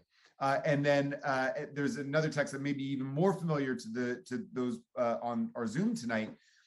From the Midrash and Sifrei, God said, the infinite came from Sinai. When the infinite appeared to give Torah to Israel, it is not to Israel alone that God appeared, but to all of the nations. There was none among all the nations to whom God did not go and speak and knock at their door, asking if they would accept the Torah. I might think they heard and accepted. It's therefore written, and they did not do them, the commandments. So the tradition here is that only Israel accepted the revelation, which may be kind of parallel to Acts saying, only a certain segment of the Jewish community accepted Jesus. But here you have that in the kind of, Israel versus the other nations who accepted, but the Torah was offered to everyone, and maybe the Torah is perpetually offered to everyone, not just the Jewish people. And then finally, there's just one other thing here that the text from Acts evoked for me, the text from the beginning of Ezekiel that I have here on our source sheet, text number 5. I'm not going to go through it entirely. Those who are going to synagogue tomorrow will hear it, at least in Hebrew, because it's the Haftorah reading, the prophetic reading for Shavuot. Ezekiel's prophecy, Ezekiel's vision of God's throne, God's chariot, is so evocative of the imagery of Acts, or rather, probably the imagery of Acts is evocative of Ezekiel. This idea that of God's spirit, God's presence, revelation being so overpowering and crystal clear that it's that it just transforms you and transports you. So I think what you have offered me in showing me this text about Pentecost is the incredibly radical and inclusive and transformative nature of revelation that I think is at the core of Shavuot, but it's, I think in some ways, really hard to access because unlike many other Jewish practices, we don't have the ritual containers for it. Maybe that's by design, because if you look at Ezekiel and you look at Exodus, what ritual could contain it? Yeah. So I'm wondering, how has our conversation about Jewish Shavuot informed, impacted your thinking about Pentecost? Well, first, thank you so much for your wisdom and knowledge and sharing what you just did. I think, from our dialogue, from our conversations, my New Testament professor at Vanderbilt was A.J. Levine, who is Jewish. And she always taught us and encouraged us, like, we can't understand Jesus unless we understand Judaism. And so that's why personally, our conversations are so fruitful. So this idea, like, one, I think just to be reminded, I think Christianity loves to think that we've invented everything. And so to one, be reminded that Pentecost is not something, that Pentecost shared in Acts wasn't the first Pentecost, which Christians love to proclaim. Oh, that first Pentecost. No, like Pentecost had been happening. Shavuot had been happening already. This is not something new, but something different happened. And so what I take from our conversations and from learning from the Jewish tradition is that, again, what I've already said, like, God had already been revealing God's self, right? And we see that. We saw that in Genesis. The Spirit of God moved upon the face of the waters. In Isaiah, the Spirit of the Lord is upon me. So we have this language and this idea that it is a continuation. And again, I think the other thing I take away is the beauty of our faith traditions that can bring us together. In this story, it propelled, like, people from all different backgrounds come together, and the people with their spirits, with the Spirit's help, gave them the courage and the ability to understand. And so this idea that how do we need that today? Because I would say we very much need that today in our society. Where can we learn, even with our differences, whether it's language, whether it's faith, whether it's culture, lean in to each other and listen and seek to understand, and how can God's Spirit guide us in that? And so that is the inspiration that Rabbi Mike, you have given me, but also the Jewish tradition has inspired me this Pentecost season. I'm so grateful for that reflection, and I kind of want to build off of it to say that I find this so often in my learning from you and my encounters with Christian friends and colleagues is this openness to hearing the voice of the divine and to receiving revelation anew in each moment, in each generation. I think that there are moments in which we can be rightly uncomfortable or even skeptical of that. There are definitely instances in modern memory where people have claimed to receive revelation have done some pretty damaging and dangerous things. But I don't think that those instances necessarily discount the premise of being open to hearing the voice of God and receiving revelation anew. Right, our tradition, Jewish tradition, says b'chol yom vayom yotzeh bat kol mehar chorev ve'omer shuvu banim shovim. Each and every day, a divine voice goes forth from Mount Sinai and says, "Return, wayward children." Return, wayward children, right? So there is a sense in Jewish tradition that there's always a voice, a divine voice inviting us back. We just have to sensitize ourselves to hearing it. The final thing that I loved seeing in this text that really resonates with me is that after all of the these new believers received this revelation, you see that the end of the text, the end of the passage in verse 44, etc. So everyone was filled with awe, and they banded together and they sold all their property and possessions to give to anyone who had need, which is incredible. And you see that in Deuteronomy, right? Deuteronomy, you gather on Shavuot, you make this pilgrimage, and you make sure to enable the Levites, the stranger, the orphan, and the widow to have the same amount of rejoicing as you. Your experience of revelation is incomplete unless you take the next step in carrying forward what that revelation actually means, which is to lift up the divine image in everyone else around you.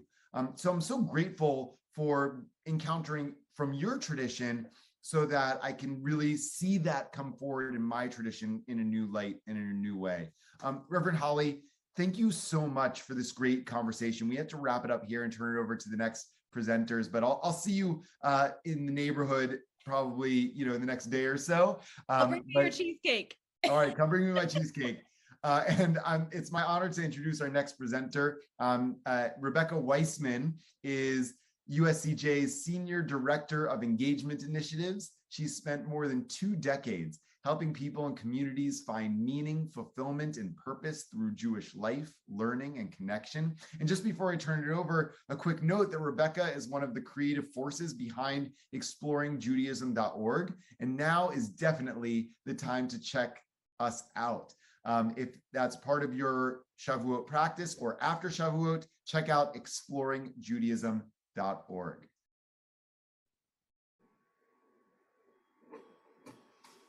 Chag Sameach, everyone. It's great to be here. I am just so honored to be a part of such a robust Tikkun Leil Shavuot program. So we're glad that you're here. And I'm here with some really extraordinary guest conversationalists.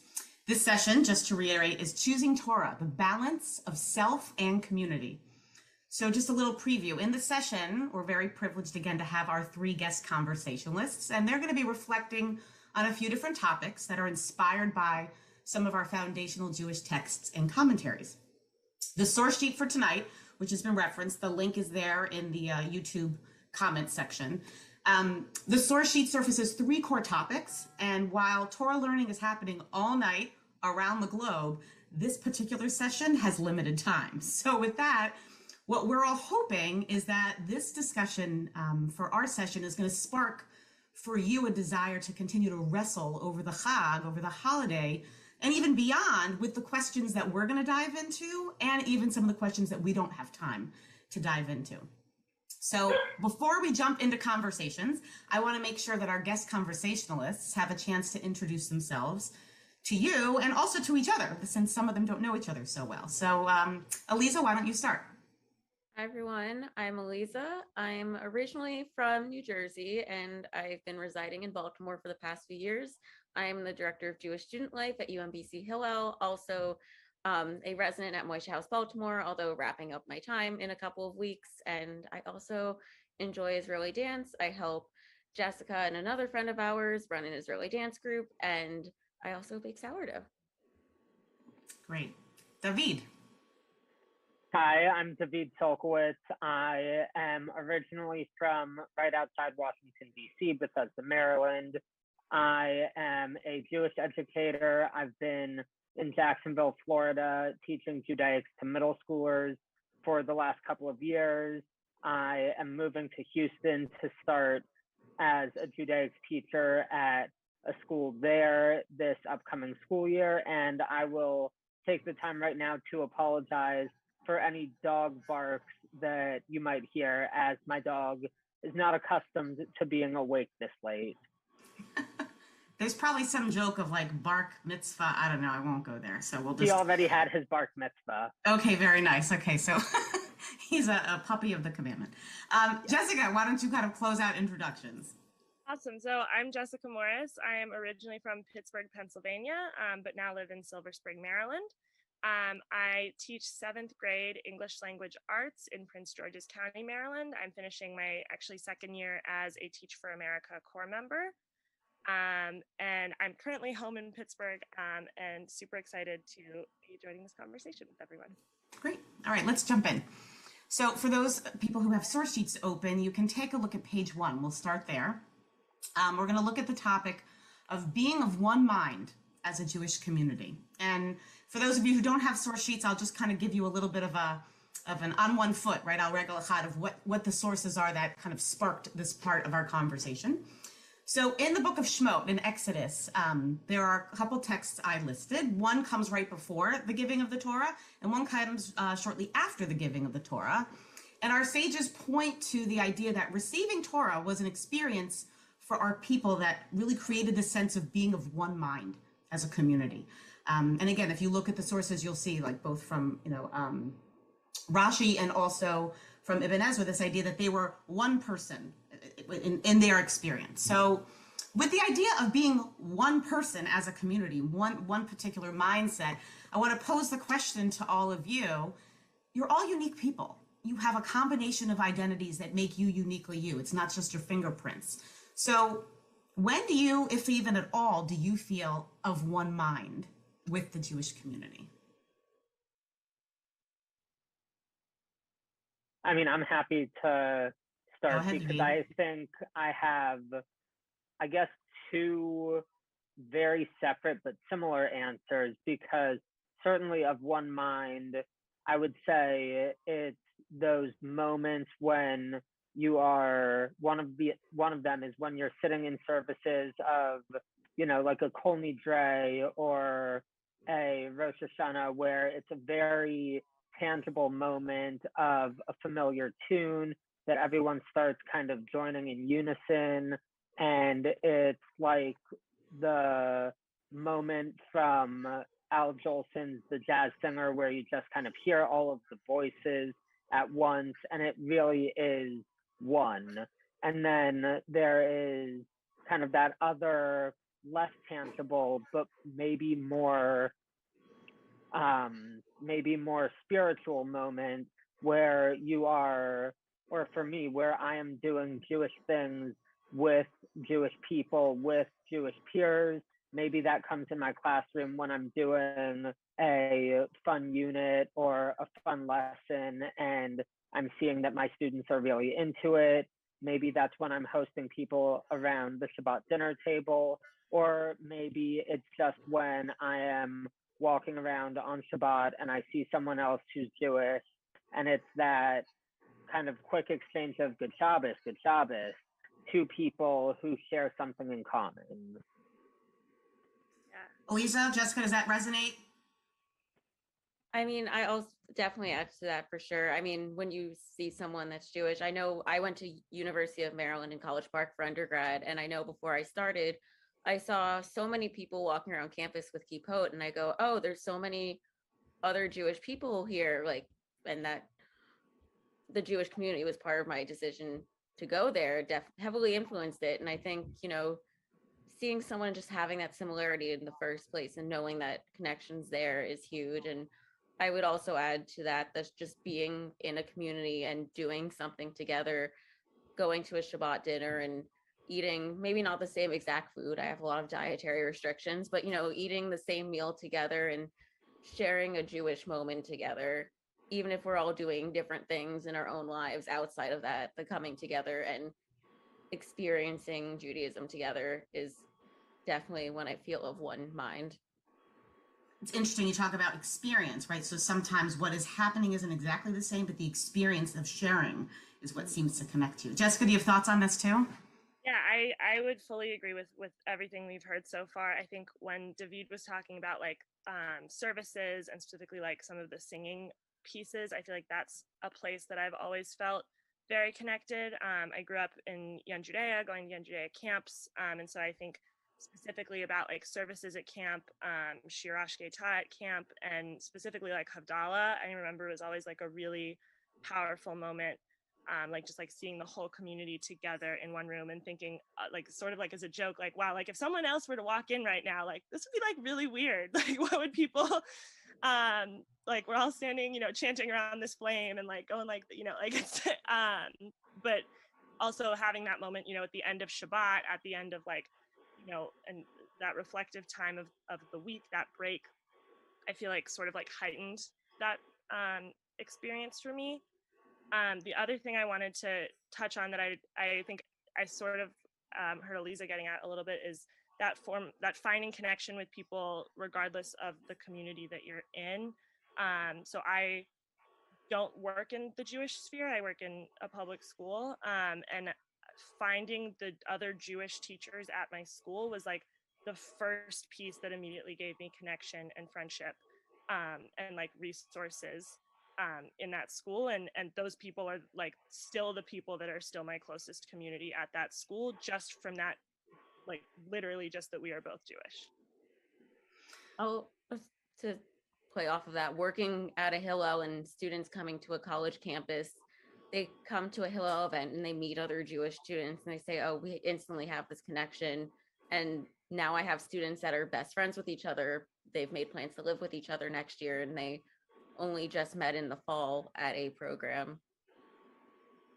So what is it you think that each of you is seeking from Jewish community, right? You're gravitating toward it, you're looking for it. What is it that it's filling you with something? So what is it that you seek that's uniquely from your Jewish community? I know you all have other aspects and parts of your life, so it's not, this tunnel vision of Jews only. So talk a little bit about that. What does it fill for you? What are you seeking?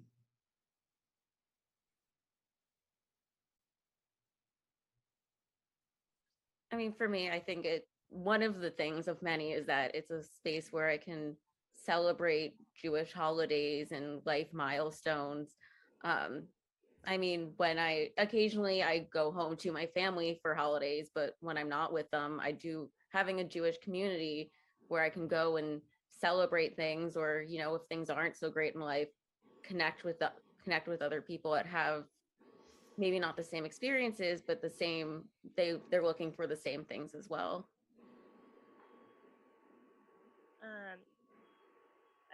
I didn't want to cut you off.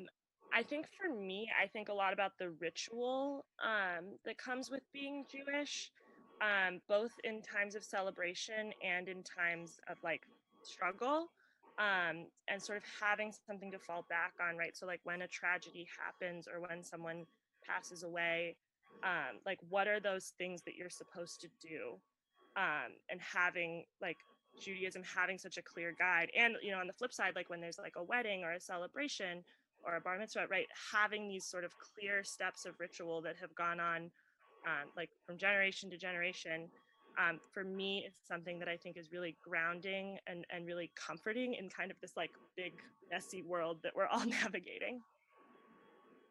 I think in a lot of ways it's very human nature in that people, the vast majority of people, often tend to seek out some sort of community because that is almost like a safety net. And especially being in the Jewish community where you have these shared experiences of you maybe had something that you had a bar or bat mitzvah, or maybe, God forbid, you experienced anti-Semitism. And it's these things that are able to really provide a sense of both community, but also communitas, of a shared experience and a common understanding of where you've come from, what you want, and where you're going. And it's like Linus and his blanket from the Peanuts, where it's a safety thing and you need it because that's what makes you feel safe. That's what makes you not feel afraid. And that's what almost gives you confidence. So I'm hearing a lot about ritual, rhythm, tradition, feeling anchored and safe is what I'm hearing that you really are seeking out from community. And as you think about all Jews, right, across the globe, across the generations, right, we have all sorts of people here who are learning tonight with us. I think about another source that's on our sheets on the bottom of page 1. It's from Devarim, from Deuteronomy, where our sages explain that receiving the Torah was an experience that was including people of not just in the moment, but even of future generations. And so I think about that expression that people say, I do it all the time. If I can't quite place how I know someone, I say, oh, we must have stood next to each other at Sinai, right? That actually comes from our sources, right? From Devarim. So does the idea of like feeling anchored by generations before and after, like, does this idea that all Jews stood together at Sinai, does that resonate with you? Does it mean anything to you? And if so, what? I always really struggle with this one because there's a part of me that really does feel like that sometimes. There's a part of me that, I see someone who is familiar, or they feel really familiar, and it is one of those like, yep, we were at Sinai together kind of moments. But then there's also the idea of, okay, well, if that's the case, then, why do I not feel it with every single person who I ever see? And why is it that I don't feel this automatic connection with everyone I meet? Why do I feel this with some and not others? And so for me, it's something that it resonates with me, but it also really calls into question how much I necessarily can trust it blindly. I have so much I could say, but I want to make sure Jessica and Elisa have a chance to also kind of respond to David's comment and some of this dissonance maybe that you feel around that text, or do you agree, do you not agree? Yeah, I think I am also sort of still struggling with this one. I know, I think, I don't know if this is like a correct or incorrect, I guess it's just an interpretation.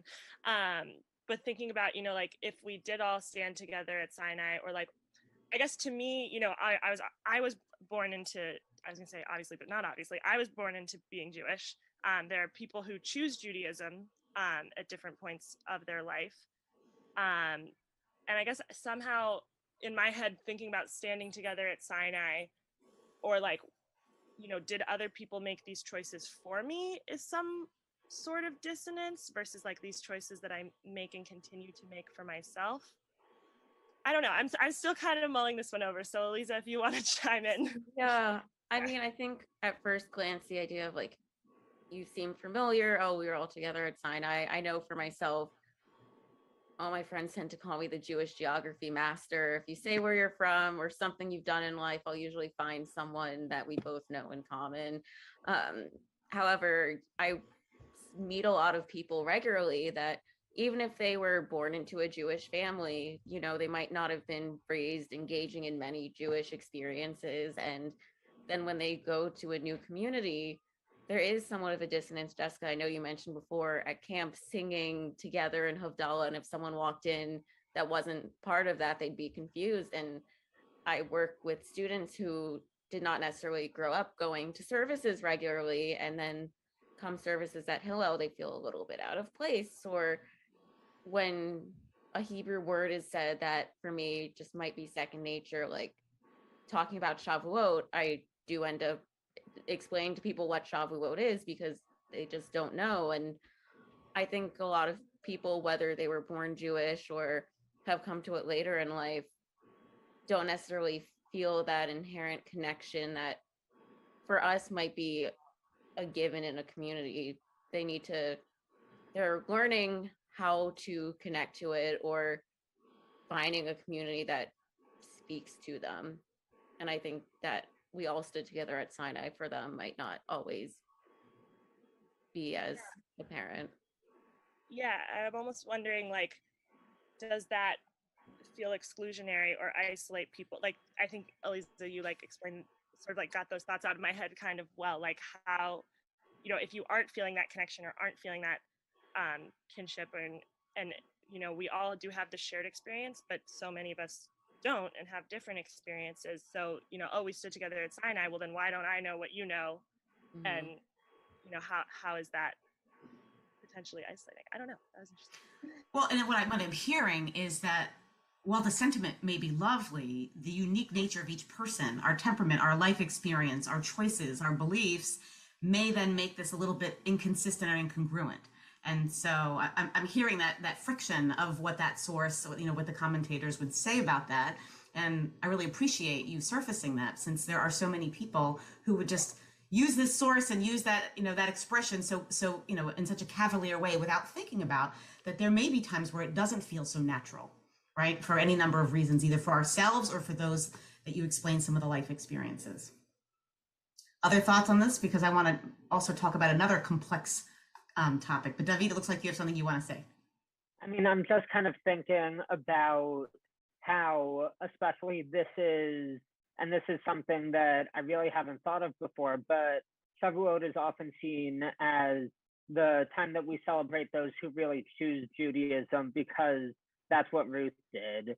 But the flip side of that I'm kind of thinking about for the first time now is, does that mean that Ruth was at Sinai with all of us? And why is that not something or any sort of interpretation that we talk about? Obviously, what we know has become part of, needing to become Jewish formally are not things that we know that Ruth did necessarily. So then does that mean that Ruth's choosing of Judaism means that she would not have been at Sinai, or was she at Sinai? And just these kind of questions that for me, I never really would have thought of before. But now that I'm thinking about them and kind of connecting these dots that really, especially, I mean, it's the holiday of reading Ruth, and it's the holiday of Matan Torah, receiving Torah.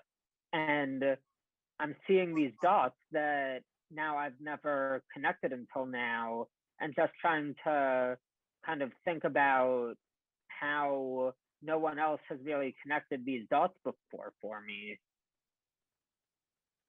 I mean, certainly it's the joy of Torah study, right? And chavruta, and being able to learn together that as every day we're a new person, right? We in our liturgy every day are just like seeing the world recreated, and we're all recreated every day. So I'm so blessed to be able to have learned from you that, David, because I also haven't really thought about that at all before. So it's a beautiful evening for Shavuot to be able to think in a different way about the sources and about some of what guides the thought of this particular Chag, of this holiday, and what it means to feel included in our community as part of a history that predates all of us, and choices that predate all of us, to Jessica's point. I want to keep with the complexity for maybe one last little set of questions, because I want to make sure we stay on time. Pressure and expectation, right? Like I heard like some strands of that, with some of what Jessica was sharing and Elisa talking about family experience. And so I want to lean a little bit into that sense of pressure or expectation that you may feel. And for those looking at the source sheet on the bottom of page 3, you'll see there's some a source from Shemot, from Exodus, where it's right before the giving of the Torah. And actually our sages explain that God was pressuring the people to accept the Torah by inverting the mountain over their heads. So they would be fearful of being crushed. So, I mean, that's quite a threatening image in my mind. And you kind of complement that sense of pressure of you better take this Torah or else, with even the expectation much later on, right? Like a Mishneh source from Pirkei Avot, of ethics of our fathers, ethics of our ancestors, that you should stick with our people through thick and thin, no matter what, giving up your own will, because, like we learned from Hillel the Elder, don't separate yourself from community. So there's sources that really kind of point to you better stick with us. There really aren't choices here, right, Jessica? You talked about choices made for us, before us. So with that, how do choices of previous generations of Jews, or even just collective Jewish memory, how do those influence you, or do they not?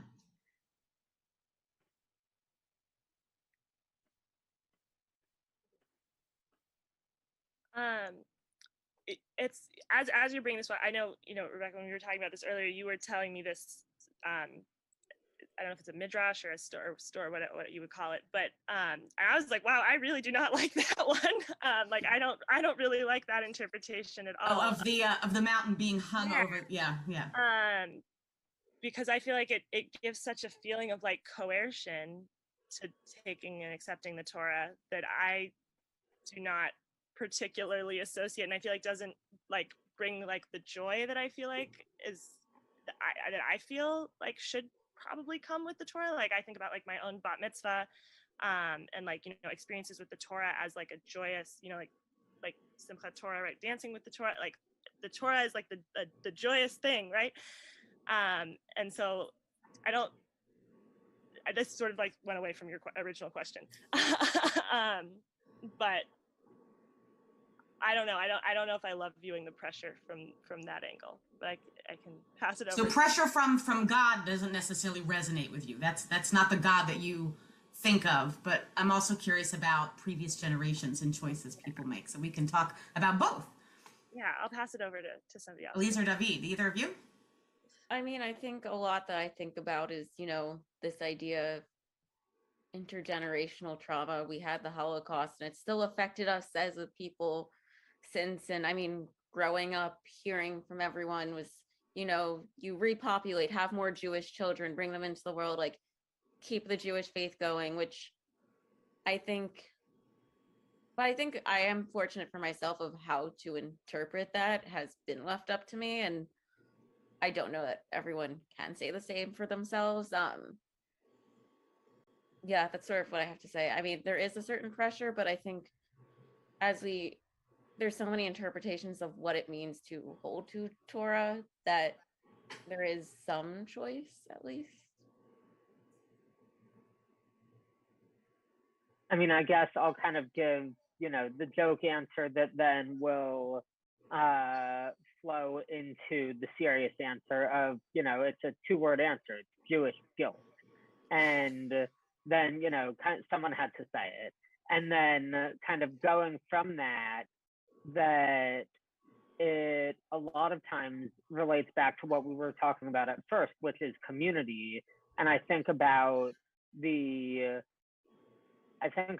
what my family does, and that a lot of times the first night of Passover is the time that the only time of year where I'll see some of my family members, because that's when we all do Seder together. And I have these relationships with cousins and aunts and uncles and people who I can't even remember how I'm related to them, because we all come together for community and for Passover. And it's a choice that we all make to meet at my grandparents' for Seder. And, no one ever said to us, are you willing to take on the Torah? But are you willing to, be kind of the black sheep of the family who then decides one year that you're not going to go to Seder and you're not going to keep going with all of these traditions? And so it does kind of relate back to this idea of Jewish guilt and community. But I think that a lot of times it's not a bad thing. I think that Jewish guilt doesn't have to always be seen in this negative light, because there's a reason that we are staying up on a Saturday night to study text. And there's a reason that we are doing things like Shavuot or Shabbat or going to Jewish camps or going to Hillels.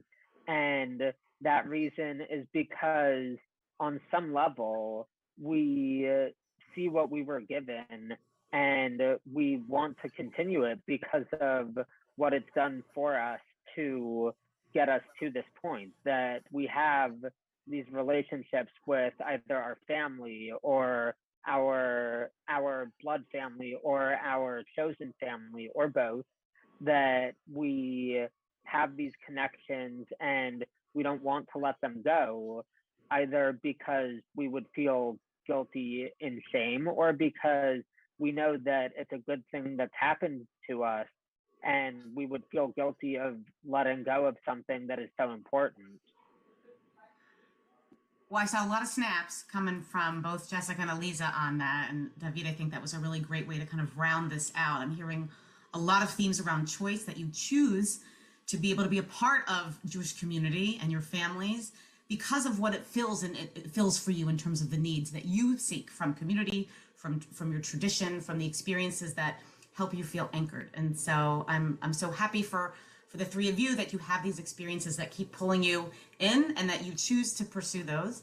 And I've learned so much tonight, like through your eyes on these texts. So I'm just so grateful that you were willing to share, your Torah with us tonight. Before I introduce the next session, I just want to thank you formally to everyone watching. Thank you, Eliza. Thank you, David. Thank you, Jessica. And you really did illuminate some really interesting ideas around these sources, like new to me for sure, and hopefully new to everyone else. And I would hope that people might uncover some of their own personal Torah that might feel relatable and relevant and compelling as they look for meaning in this Chag. So I'm gonna thank you for being here for our Tikkun Leil Shavuot.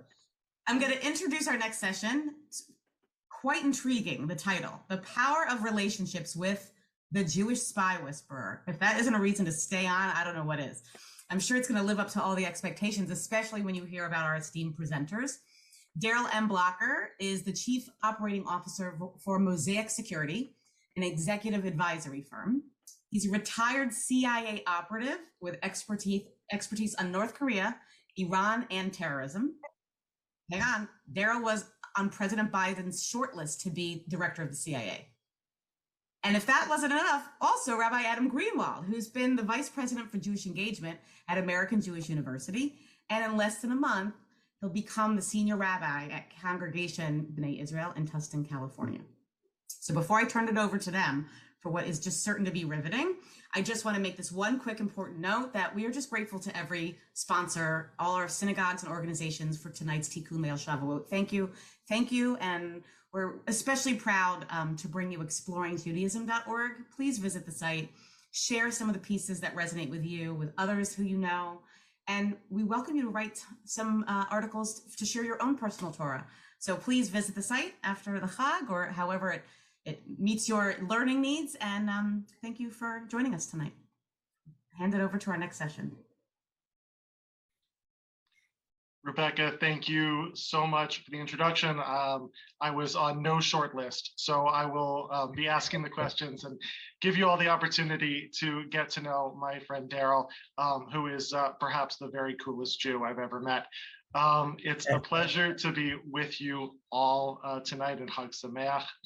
You know, about 4 years ago, I think, and Darrell, you can correct me on the year, I was teaching an Introduction to Judaism class on Sunday morning.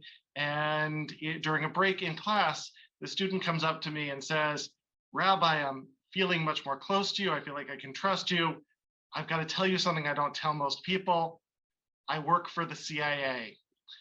And I thought to myself, oh boy, we've got another crazy one. Okay, all right, you work for the CIA, great. Let's get back to studying the basics of kashrut. And didn't really think about it that much. Got to know Darrell, he's a wonderful guy. And then a few years later, I'm flipping channels and there he is on ABC News, analyzing conflict in the world. And I thought, oh my God, he actually did work for the CIA. And in fact, was one of the most senior intelligence officers in the country. So Darrell, I'm wondering if you can tell us just a little bit, whatever it is you can tell us about your amazing 28-year career with the CIA. Well, thank you, Rabbi Adam. It was actually January of 16 when I came to your program. So it's been 6 years, believe it or not. I know. And then when I finished the program in that June, I did a full year of working with you and another sponsoring rabbi before I did my Beit Din on 21 Elul 5777. So it's been coming up on 5 years already. And yeah, time flies. So I'm a second generation military intelligence officer. My dad served 20 years in the Air Force. My brother served about 10 years in the Air Force. And then I did 4 myself. And so I'm a second generation intelligence officer. It kind of came, I think, naturally. I grew up in the heel of the boot, Italy, Okinawa, Japan, and then moved to Texas. So I spent a large part of my formative or my early years living abroad, living in other cultures, that journey, that constant moving around. And I got what I call the travel bug, the wanderlust, so to speak. And then I went into military intelligence myself. And then in 1990, left the military to join CIA, which was, for me, the most amazing experience. It allowed me to have my children grow up in other cultures like I did and see other worlds. My career was mostly on the African continent. And I know it was mentioned in my intro that my background is in North Korea, Iran, and terrorism, but I started off as a Soviet weapons analyst in the Air Force. And then I brought that with me to be the operations side.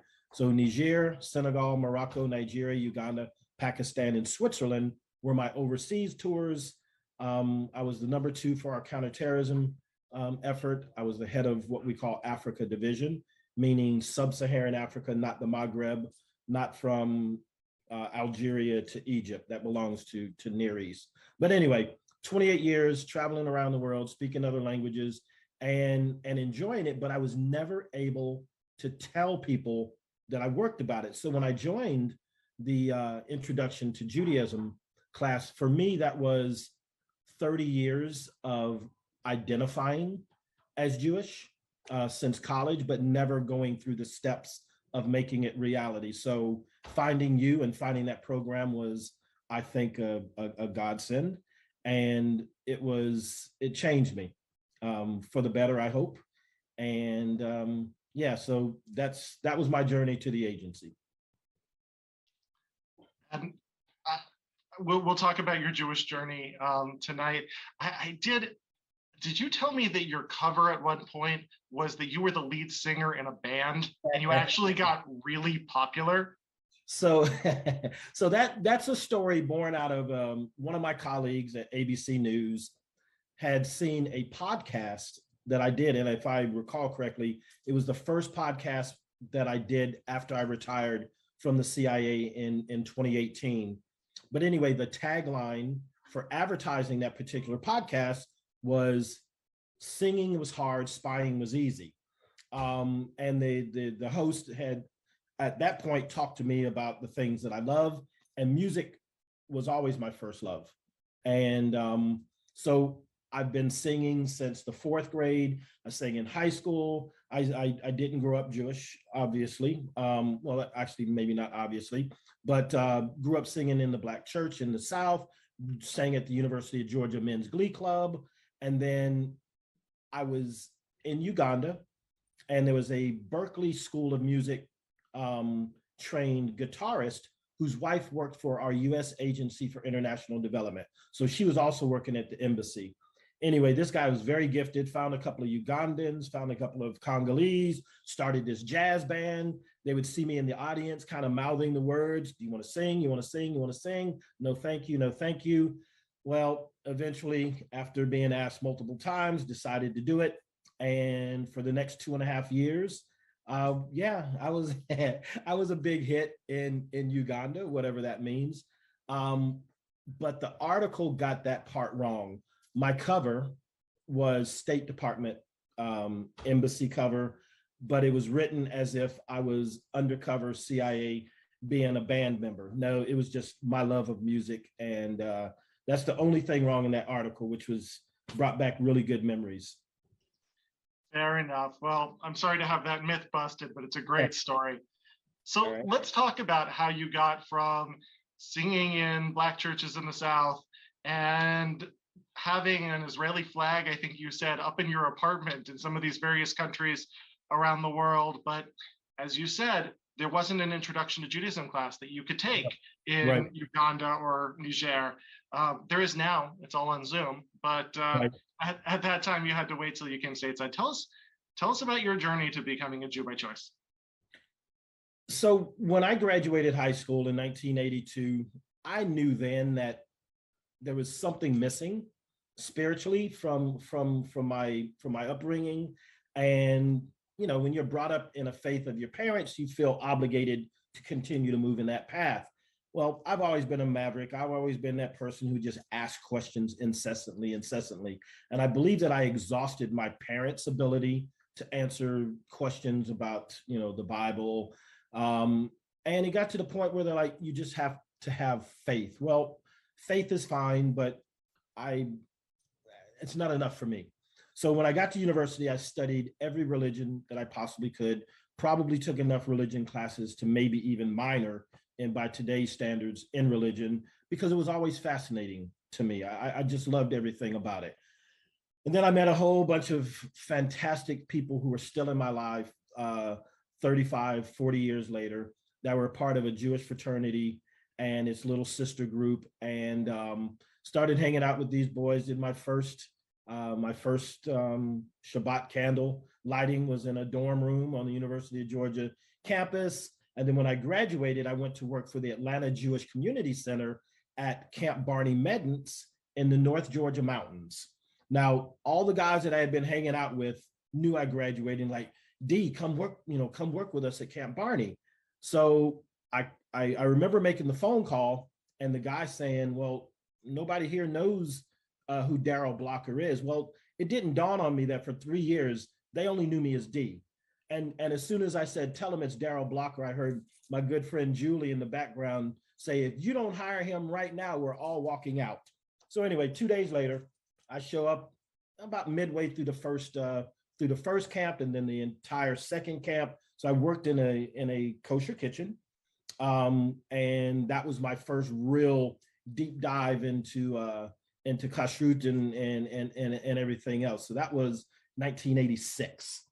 And you talked about me having the Israeli flag in my home. I lived in 4 Muslim majority countries in my agency career. I've always either had the Star of David or a Chai or something that would show people that of my faith, except for Pakistan. I was a little more careful in Pakistan. First, because we were living in a part of the country where we weren't supposed to be, and it was a little more sensitive. And wearing my faith on my sleeve at that time was not in anyone's best interest. But so A.E. Pi, studying religions at university, and gravitating towards the state of Israel because the essay that I had to write to become a CIA officer was write 1,500 words or less about something you feel very strongly about. The Intifada, the first Intifada in the late 80s was going on. So I wrote about Israel's right to exist, Israel's history back, actually, quite frankly, from 1880 all the way up to then was the present, the mid 90s or the late 80s, and fought for what I thought was a good argument. Someone saw that I could, put a couple of sentences together. And so the essay I wrote was about Israel fighting the Palestinians and why they deserve to keep the land that they were fighting for. Anyway, then joined the agency and then spent the next 25 of the next 28 years pretty much in the field. I did run our training facility, so I know good educators, and I think you are hands down one of the top 3 ever that I've been around, and I've been around folks all over the planet. And being in your class at AJU and learning from you and seeing the amount of just history that you put into such a very, very succinct and just a beautiful way of teaching it. And I've always been curious. I'm always going to ask why, and not once has anyone of our faith ever said, okay, Darrell, too many questions. That's enough. Just stop. I got that a lot in the Black church. Okay, you just got to believe. Well, I believe differently, and I need to understand a little bit more. So that's curiosity, I think, is what brought me full loop to Judaism. Questions in Jewish summer camp. It actually does not get more perfect than that. I'm sure somewhere out there, somebody watching was just throwing up a big cheer for Camp Barney. I do wonder whether being in the kosher kitchen of a Jewish summer camp all summer or being in the theater in Islamabad, which one was more frightening. Save that for another conversation. Right. You just gave a TED Talk at a TEDx event at your alma mater in Georgia, Yes. in which you spoke about listening and creating deep and meaningful relationships as Right. as central to the work that you did. You know, when I, stupid civilian, think of a spy and relationships, I think of James Bond and his girls for one night who always wind up dead in the morning. But you said that actually the key to so much of your work was about creating relationships of trust. I'm wondering if you can share with us some of the insight that you've gathered over your career about what it means to cultivate trust and connection with others. It really isn't rocket science. We all crave to be seen. We all crave to belong to something. And when you listen to someone, and I'm talking about listening, hearing and listening are not the same thing. When you listen to someone, they will open up their heart to you. They will open up everything to you. So the part of intelligence that I did at CIA is called human intelligence, or HUMINT. It can only be done one-on-one. It can only be done face-to-face. It can only be done by tapping into that person's, truly who they are, their core, not how they want to present to the world, not how the world perceives them, but how that person honestly and truly is. So building trust is important. The currency of espionage is trust. The currency of religion is trust. The currency of business is trust. Education, trust.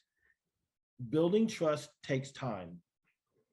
And it seems like it can happen very fast because people watch spy movies, they watch Fauda, they watch Homeland, they watch all these different things, and it happens very fast, but real relationships are built over 6 years, like ours. Real relationships are built over discussing things that are uncomfortable to you, listening to someone without judgment, and quite frankly, learning how to listen. People ask me what my superpower is, and I think my girlfriend might suggest otherwise, but I think it's listening. And listening is such a powerful, powerful tool for building trust. I'm wondering if there's a story that you can tell us about an experience when you think that trust building, that listening opened up some unexpected world. Actually, that is exactly what the TED Talk is about. And not to push that, but it's 11 minutes. If anybody wants to see it, TEDx.com. But this was a guy that I chased we as a CIA for a number of years. My team was lucky enough to be the one to actually capture him. But because I was raised by parents who expected a lot of me in terms of how we interacted with others, I treated him the way my parents would want me to treat him. I treated him with respect. I treated him as a person and not just someone else that we were trying to capture and with American blood on their hands. And because I showed him some semblance of being treated like a man and not an animal, I'm positive that was the trigger that got him to talk to us, that eventually ended up saving lives. What's not told in the TEDx is, took me 5 times to catch him. And so we laughed about that. And I said, you're a really hard man to catch. And I knew he was in trouble with his wife, because you don't have to understand the language, but when you hear 2 people arguing and one of them is the woman and she's screaming at the top of her lungs and the husband is dead silent on the other end, you know that somebody's not happy. Anyway, I fixed his problem for him and I got his wife off his back. And I think that's the universal connection. This is someone that I knew was in trouble in his home, and I helped him get out of that hot water. And he helped us. When I ate, he ate. When we talked about art and culture and a whole bunch of stuff, it was able to connect with him as a person and not this, top 10 terrorist, that we needed to get off the battlefield. So that was unexpected. But it only happened because I treated him with kindness. Kindness is a very, very powerful not weapon, but it's imperative that whoever is sitting across the table from you is able to look at you as someone that they can confide in, that they can trust, and it can backfire on you. And I see where I know you have one more question, but just to answer your question, there's another case where I missed some cultural cues, and about 8 months of work went down the drain like that because I was not paying attention to what he wasn't saying. So sometimes building trust through words is one thing, but building trust where you actually understand the cultural onus that person has to deal with when they're not with you. And I didn't take that into account. And yeah, so that was sobering. Spent all that time and it was going great. But I know at the end of the day, because I missed that I was not listening to him the way he needed me to listen to him, that I lost an opportunity to penetrate a terrorist organization that we didn't have any sources in. We do now, but at the time it would have been a major boon that I missed because of ego, and that I missed because ego. I mean, I just think about how difficult it can be for me to talk to somebody who frustrates me because of a difference of opinion or perspective. And the stakes are not penetrating an international terrorist organization. The stakes are who's going to be allowed on my Facebook wall. And just that reminder to take a breath, and that everybody is deserving of the opportunity to share from themselves and to be listened to in that way that you're describing is really important Torah. So, as we're pulling this together, and we only have a few more minutes, Shavuot is our holiday of revelation. We are reenacting Mount Sinai tonight. We are opening up the books and opening up these conversations and trying to hear a little bit of the voice of God coming to us. So no pressure or anything, but is there a revelation that we are in need of as a culture at this broken, difficult time in history? What do you sense that God might be whispering to us that we need to be paying attention to?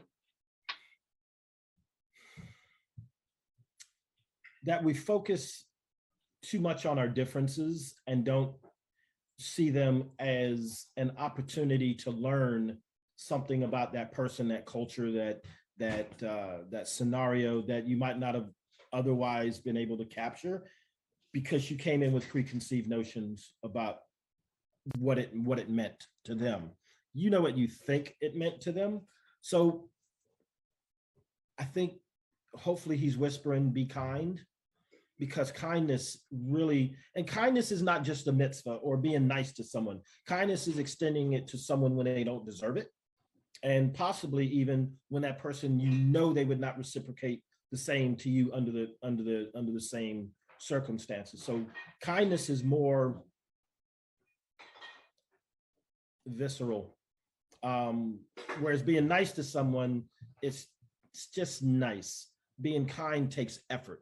Being kind means you've made a choice to be kind. And as I say in the TED Talks, kindness can be being quiet, because we all know the adage, if you don't have something nice to say about someone, don't say anything at all. That's how I was raised. I think the world has lost that. I think the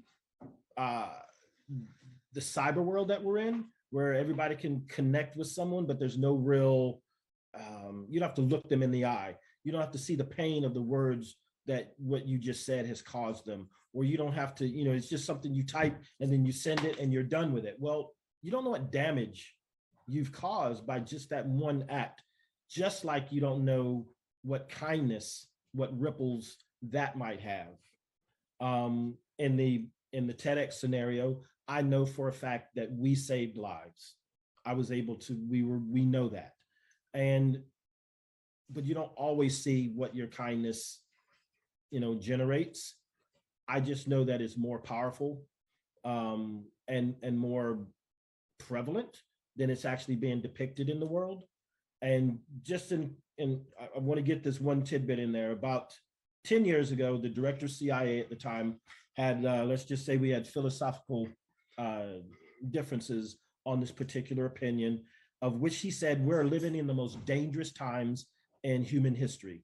I argued that we're probably living in the safest times of human history. It's just that we can hear about what's going on around the world almost instantaneously, and it looks and feels more onerous. Battlefields actually have rules that people, for the most part, adhere to. The ISISes and Al-Qaedas of the world, maybe not, but Russia does, for the most part. Russia, even in Ukraine, knows that hitting another nuclear plant is not something you should do. If you recall, the first 10 days of the war, that was a big worry. Not once since then has it happened. People understand that they have to have limits. People understand that they have to have rules, even when it comes, sadly, to taking one another's lives on the opposite sides of the battlefield. So look for kindness, seek kindness, spread kindness, because I think it can save us. I think that's what God's whispering for us right now. Be kind. In 10 years directing the Introduction to Judaism program, I came to appreciate working with so many people who were raised in other faiths, some of these words that we don't use a lot in Jewish life. And one of the words that we don't use a lot in Jewish life is grace. Darrell, that we named our daughter Grace. Yes. Grace is the kind of kindness that you're talking about, right? Grace is kindness beyond what somebody deserves. And yes, when we give our most essential blessing, our Birkat Kohanim, the oldest blessing in continuous use in the world, what we ask for is that God show grace to us, and that we reflect that back out. So, I hear you talking about kindness and something deeper than kindness, which is that grace that all of us need, and that you so beautifully model and have extended to me in my life. You are a wonderful and treasured friend, and I know everybody out there is so wishing that this was an open Q&A because people have a million questions. You should watch Darrell's TED Talk, read some of the articles that you can find online that have been written about him and that he's written. Thank you for sharing your Torah with us on this Shavuot. Thank you. It's my pleasure to introduce Rabbi Amy Eilberg, the first woman ordained as a conservative rabbi from JTS. She serves as a spiritual director, as a peace and justice educator, and as a teacher of Musar. She serves as chairperson of the RA's Racial Justice Subcommittee of the Social Justice Commission, and is a wonderful teacher of Torah who is next up on the docket. Before I turn it over, just a quick reminder, the source sheet is linked in the description on the YouTube page. Please do click there to see the sources that the presenters are referring to, but no worries if you want to just sit back and watch. To everybody out there, Chag Sameach, and pleasure spending a little bit of time at Sinai with you.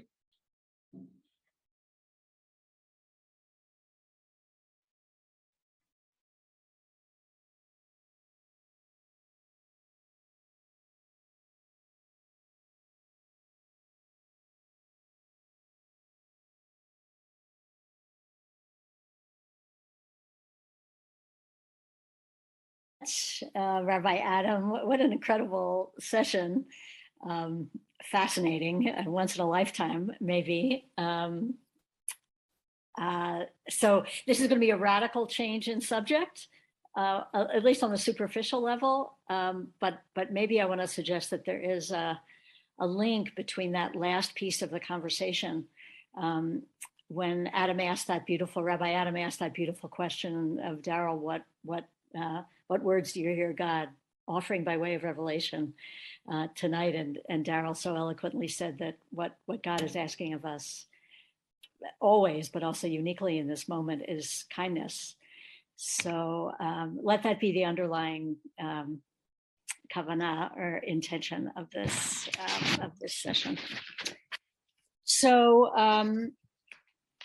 actually have to say that I hate teaching this way, not only can I not see, I'm not even in the room with you, I can't even see you, and I can't even, read your chats, your responses in the chat, including arguing with me and pushing back, but such as it is.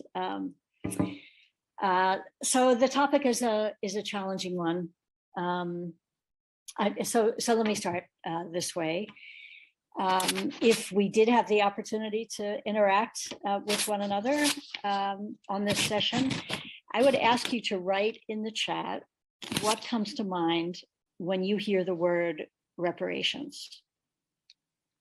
Now, I've done this with live groups and with groups on actual webinars where there was interaction, and I tend to get a wide range of responses.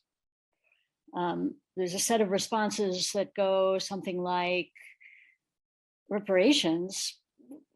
My ancestors weren't here. Why should I pay? Why am I guilty? Or how could this possibly be accomplished? Whom would we pay, and to whom, and how much? And if you're talking about reparations just for Black Americans, then what about Native Americans? What about Japanese Americans? What about others who have suffered? How about Jews who have suffered?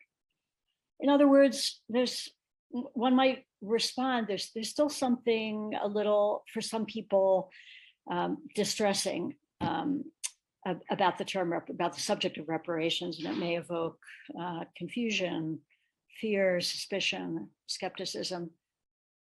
But I think some of you would also write in the chat that when you think reparations, you think repairing what was broken, and that you think in Jewish terms, this is like tshuva.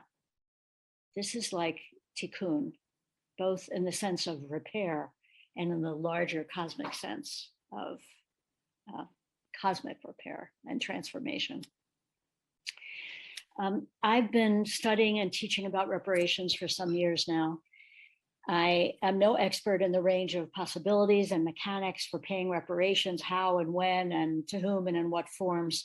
There are many, many people around the country who are working on that. Some of you may live in communities. Evanston, Illinois comes to mind, but there are others where municipalities have made decisions about allotting reparations money toward a particular project or toward a particular community. I live in California, where the state legislature voted to establish a task force on reparations, which was given a 2-year mission to study the subject of reparations, and at the end of the 2 years, which will be a year from now, give a report to the legislature about proposed actions. So there's a lot of work going on out there, but that's not my expertise in any way, shape, or form. What engages me is to think about this subject Jewishly, and to encourage other American Jews to do the same. If those of you thinking about what time it is, if you're listening and you live in Europe, if you're in Israel, it's probably in the morning. If you're in Europe, I'm speaking from the American context, and I would be so interested to hear how this resonates from other geographic, societal contexts. In any case, back to grounding myself, and particularly in the US, it is clear that reparations paid to people who have been harmed is a profoundly Jewish idea. And what I hope to do in my time is to persuade you of this by touching on a number of texts. And, until now, there's been more than one presenter. There will actually be a cameo appearance later on. I'll introduce him when he comes on later on in the session. For a while, it's just me. So, as is usually the case when we go back into classical Jewish texts to explore wisdom for how to think about a challenge in our lives, we need to remind ourselves that there's no perfect parallel to our question that comes from a uniquely contemporary context in the ancient Jewish text. The possible exception to that is the story of the Israelites leaving Egypt. That is a situation of a group of people being freed from slavery. Now, freed by God, but freed from slavery. And as some of you may know, Rabbi Aryeh Bernstein has written brilliantly about this subject. If you're interested, after Yontif, you can easily Google the Torah case for reparations by Rabbi Aryeh Bernstein, in which he argues with a very sophisticated textual analysis that there are at least hints in the text that ordinary Egyptians paid reparations to the Israelite slaves as they were leaving Egypt. So I'm not going to go through that because that's you can find that in his work. I'm sure it'll come up if you Google it. But I believe that on Shavuot we should be just diving right into studying some Torah.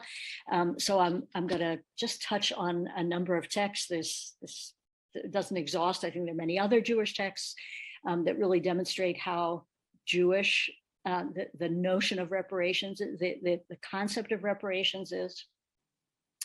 I want to start, whether you're following the source sheet or if you're just listening, I'll try to make it clear.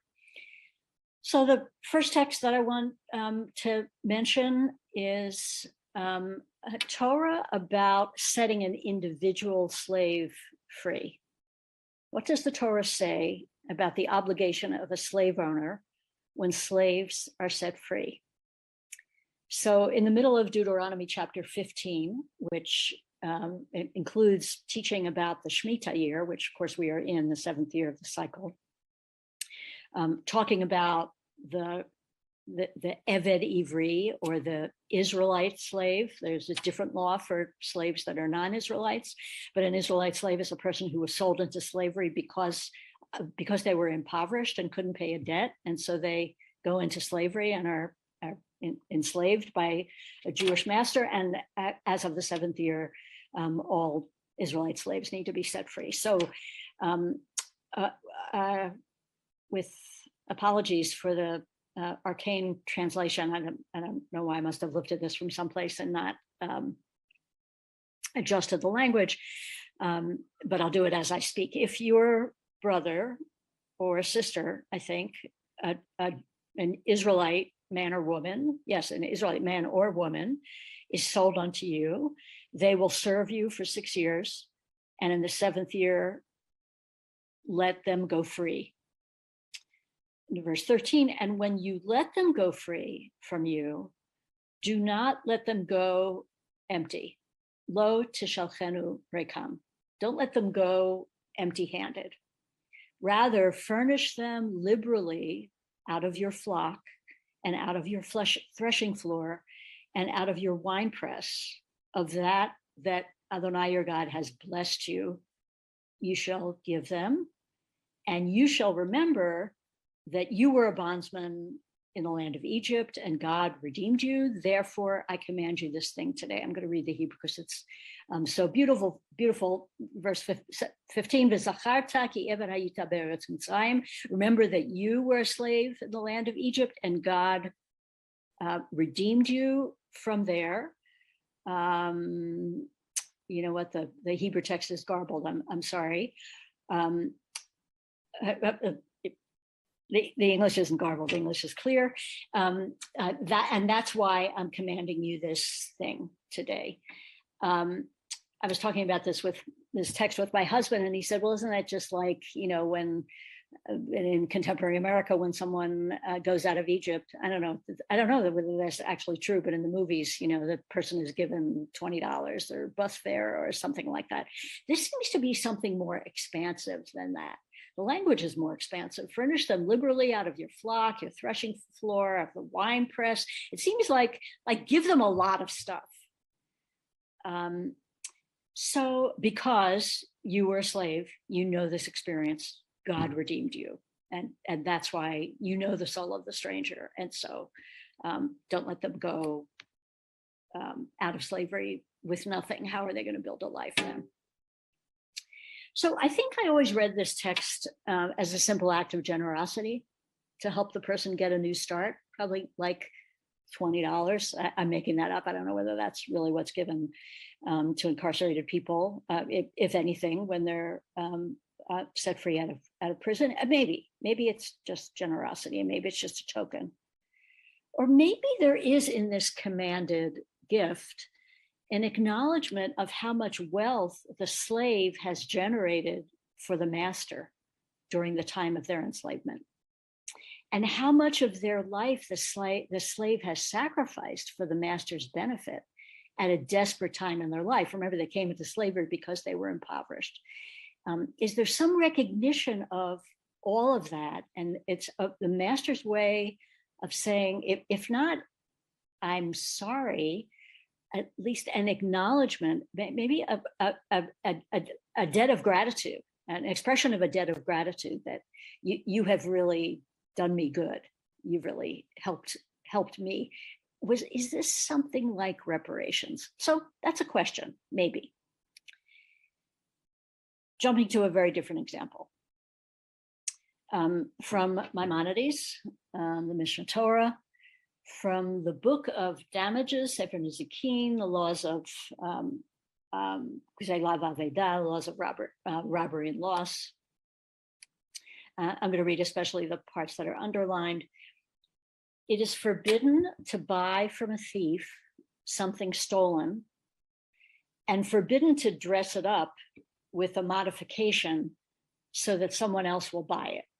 So you may not buy a stolen item from a thief and then change it, dress it up so that it doesn't look like a stolen thing. It looks like something that someone would really sell and someone really want to buy, so that to encourage someone else to buy it. And then that person would, like you, be buying stolen goods.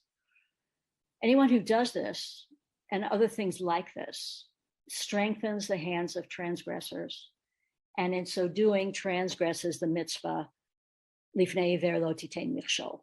Don't put a stumbling block in front of the blind. If you do this, thereby encouraging someone else to do what you did, which is to buy stolen goods and then claim it as your own, you're encouraging someone else to sin as you did, even unwittingly, by something that was stolen.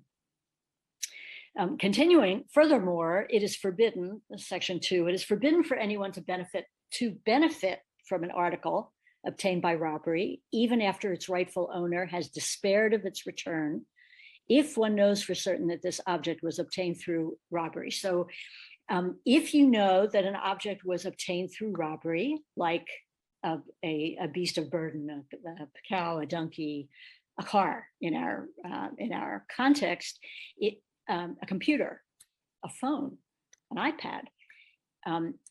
If you know that something was stolen, not only may you not buy it, like in the previous section, but you may not benefit from it, because you're then gaining benefit from something that was stolen. You're profiting from that act of theft. And in section 3, when a person obtains a house or a field by robbery, it is forbidden to pass through it or enter it. This applies even merely to seek shade or shelter from the rain. So you're walking on the street, you don't have an umbrella, suddenly the skies open up and it's raining like crazy. And you're walking along the street and you're walking by a house that, I don't know how, but you know that it was obtained through robbery, or maybe you know that there was fraud involved in the financing, let's put it that way, in our context, in our contemporary context. Not only are you not allowed to buy that house, but you're not even allowed to sort of step into the lobby of that house seeking shade or shelter from the rain, because then again, really in a very subtle way, you're profiting from that stolen building. So this is evocative for me of the fact that the land that we in the United States, I'll speak really just of my context, although something similar can be said certainly in Canada, This for me is very evocative of the fact that we live on land, to put it bluntly, that was stolen from Native Americans. It really didn't belong to us, but we came with this idea of manifest destiny and so on. Of course, most of our ancestors, my ancestors, didn't come till the to the early 20th century, but Americans who came before us came to a land that had belonged to another people. Buildings, there are massive numbers of buildings that are really revered in American society, including the White House, that were built by enslaved people. How much of the American economy was built based on slave labor? Now, I'm not going to go through all the details, all the try to demonstrate all the historical and socio-demographic facts that would demonstrate what I'm saying of how much of the American economy exists today in the way that it does, because America profited from the slave trade. If you want to look into that, I guess the two extraordinary books that I would recommend, among many others, are Caste, C-A-S-T-E by Isabel Wilkerson, or in a different way, The New Jim Crow by Michelle Alexander. Anyway, closing that parenthesis for the sort of historical background. Again, most of our ancestors, assuming that most of us are Ashkenazi, most of us on the call, like most American Jews, are Ashkenazi Jews, and so our ancestors probably only came to the country from the mid-19th century or later. Slavery may already have been over. Our ancestors did not participate in the slave trade, and yet, in many ways, because we live in the American economy that was built on with the support of slave labor, we benefit from the richness, pun intended, of the American economy. We benefit, even though we were not responsible for setting this the racist system in mind. As I read in a David Brooks column just the other day, even if something is not your fault, it can still be your responsibility if you're part of a collective that's implicated in the wrong. Or to put it a different way, I didn't plant this tree, but I live in its shade. Neither I nor my family participated in establishing the institution of slavery in Africa or in the New World in North America. But I benefit from it. I benefit from this system and from its sequelae, what came in its wake. Every day of my life, actually living in America. Text number 3, the case of the stolen beam, from Babylonian Talmud, Masechet Ta'anit. I'm gonna skip. This is just fantastic text, but I'm gonna skip down to the second piece. There's 2 different passages in the Gemara that describe a similar case. I'll take the second part from Masechet Gitin, page 55a, and this is from Sefaria, from the Davidson Talmud. So you see, there's a little bit of commentary embedded in the text. So the sages taught in a Braita, if one robbed another person of a beam of wood and built it into a building. So let me just explain the case. So someone stole just a large beam of wood. They were building a house and they ran out of wood, and they stole some wood from someone else and then built it into the building. So the building now exists. You can't see the beam. The beam is somewhere in the foundation or whatever it is. It's invisible. It's invisible to people looking at or using the building, but the building includes that beam. What does one do? This is a house built with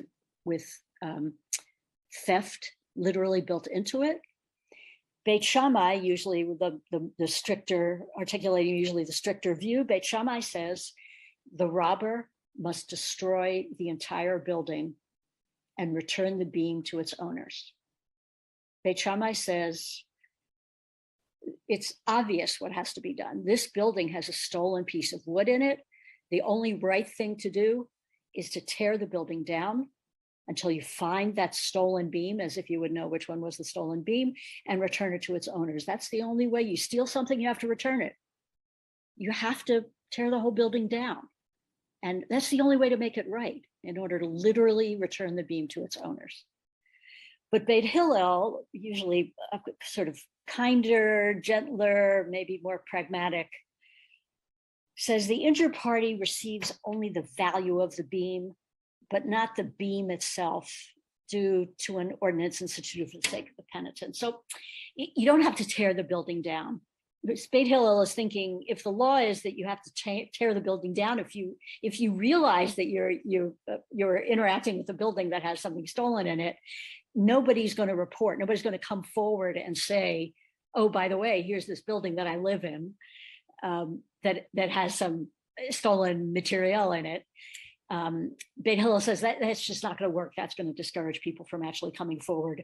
Honestly, the injured party, the person that was stolen from, doesn't need to receive the beam, literally the beam itself, but the value of the beam. So you need to pay restitution, or if you would, well, let's say restitution. You have to pay the monetary value of the beam. This, for me, this case has a powerful resonance with our situation. Metaphorically speaking, it seems right to me. We live in a society not entirely built on theft, but with theft woven into its fabric. Do we tear the whole society down? According to Beit Shammai, who makes some sense intellectually or even morally, you have to give the beam back to the person to whom it belonged. Morally, Beit Shammai says you have to tear the whole building down. You have to tear the whole structure down, tear the whole society down. What would that mean? But Beit Hillel's opinion says, you actually have to understand the logic of Beit Shammai's position. But Beit Hillel says, no, practically, we need to pay the value. We need to pay restitution to the person from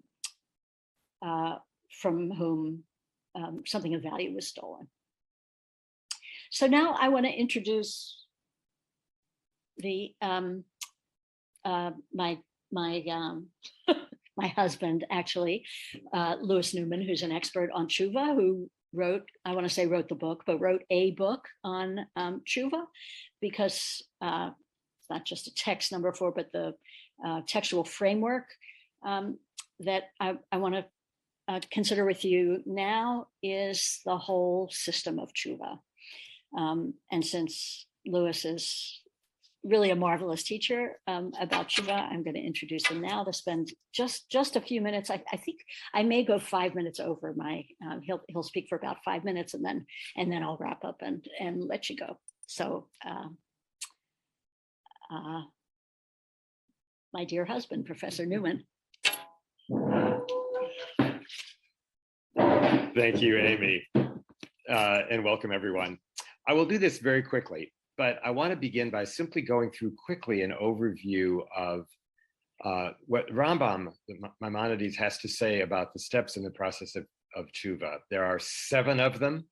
A number of other authorities have delineated these steps somewhat differently, but this is a pretty classic articulation of what's involved in the process of making right what we've done wrong, which is, after all, essentially what tshuva is. We are guilty of doing something we should not have done, and we now need to figure out how to make that right in whatever ways it's possible to do so. Maimonides begins first with an awareness of the transgression. We have to first acknowledge what we did. That is to say, many times we simply deny it. We're in denial. We have to get out of denial and acknowledge what we did. Second, we have to feel remorse. There's no way forward unless we genuinely feel sorry for what we did. And remorse is a key element in the process.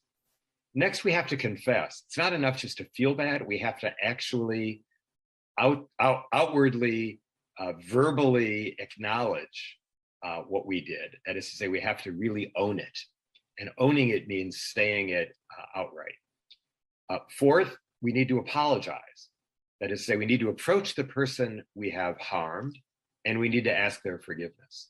That's often among the most difficult of all of these steps, as many of us will know from our own personal experience. Asking for forgiveness, apologizing, is an extremely difficult thing to do.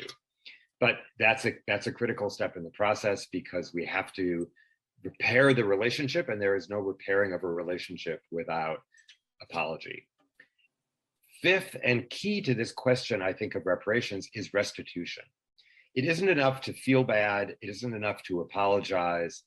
You actually have to try to make whole the person that you harmed in whatever way that is. If you harmed their dignity, you have to do something to restore their dignity.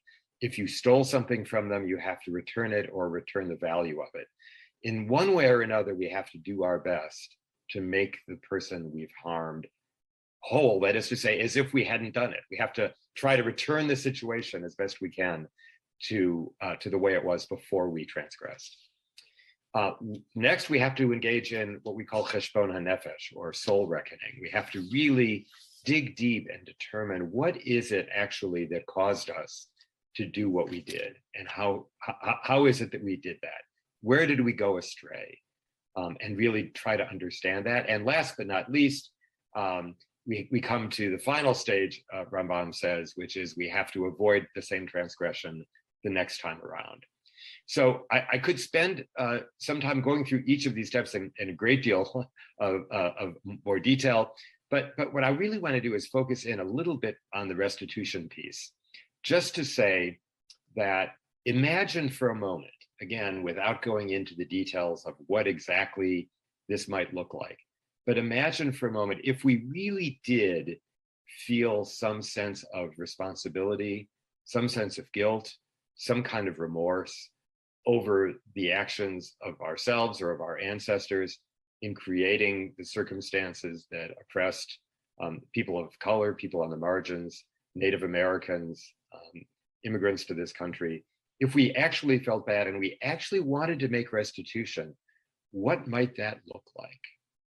How would we go about that? Because fundamentally, our tradition teaches us that we can't undo the past except by doing it in the very best way possible, doing what we can to help those whom we have hurt. And that means in some very tangible way. The hurt was tangible, the repair likewise has to be tangible. So I'm going to stop there because I know that Amy has more to say in wrapping up. But I hope that formulation, that classical sort of formula, if you will, for the steps of tshuva, at least gives us some framework for thinking about this very important issue of reparations. So back to Amy. Thank you. Thanks, Louis. I hope at this late hour of the night you enjoyed seeing a different face and hearing a different voice, and a master teacher of tshuva. On the content, when I look through those stages of tshuva, and I ask myself, where is American society on those 7 stages of this multi-staged process of repentance? I think most of the society is probably still just in stage 1 of just struggling with awareness of the transgression. And maybe that's as it needs to be at this point, that there's a need for more education. I ache, I yearn for the day when we'll really, as a society, begin to move through those stages to the points, as some communities have, to the point of restitution, which is what in this context we call reparations. I wish, I need to wrap up, of course, I wish that I could hear your questions, your comments, your pushback.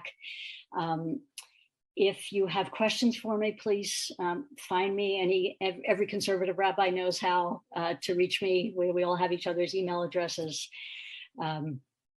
I have a website, RabbiAmyEilberg.com. If you want to bring me to your community to teach this material, I'm available, or better yet, find a person of color who does anti-racism training in your community to go deeper with this in your community. But I hope for this, in this very brief period of time, just through the Torah of it, for those of you who already have really studied a lot about racism and really considered the question of reparations, I hope that I've persuaded you that there is deep Jewish logic for this process of reparations.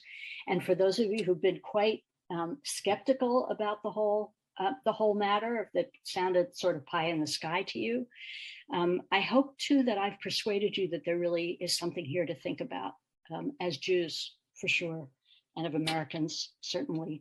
I want to close just with one final text, extraordinary text from Tractate Shabbat in the Babylonian Talmud.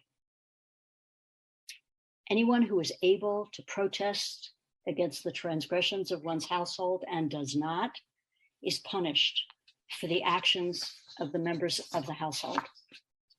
Anyone who is able to protest against the transgressions of one's townspeople and does not is punished for the transgressions of the townspeople. Anyone who is able to protest against the transgressions of the entire world and does not do so is punished for the transgressions of the entire world. We have responsibility, even when we're not directly at fault at all. We have responsibility for the sins that have been committed and that are continually committed in our name, or even in our communities and in the world. That is the Jewish view. And so with that challenging text of challenge, I hope I've persuaded you that there is more to learn and explore and understand about this challenging subject of reparations, and that regardless of specific policy solutions, this idea is really deeply resonant and important for us as Jews with our deep and extensive concepts and practices of repair and tshuva. So thank you for your attention, no matter what time it is in your time zone. I now turn it over to what you're going to have now is there's more Torah to come, but it's in pre-recorded form. And the first of the videos is Rabbi Reuven Kimelman, very distinguished professor of classical rabbinic literature at Brandeis University and my alma mater, and Rabbi Michael Klayman, my dear friend from now 40 years ago, is rabbi of the Lake Success Jewish Center. And before I turn it over to the pre-recorded sessions, I want to again thank all of you for joining us, and to all of the sponsoring synagogues and organizations. Thank you so much. Please do check out the new really exciting website, exploringjudaism.org. And I do hope you enjoy the rest of the Torah that's presented throughout the evening. Chag Sameach. Are you curious about conservative Judaism? Does Rabbi Google let you down? When you are searching the internet about Judaism, do you feel satisfied? Does it reflect a Judaism you are seeking?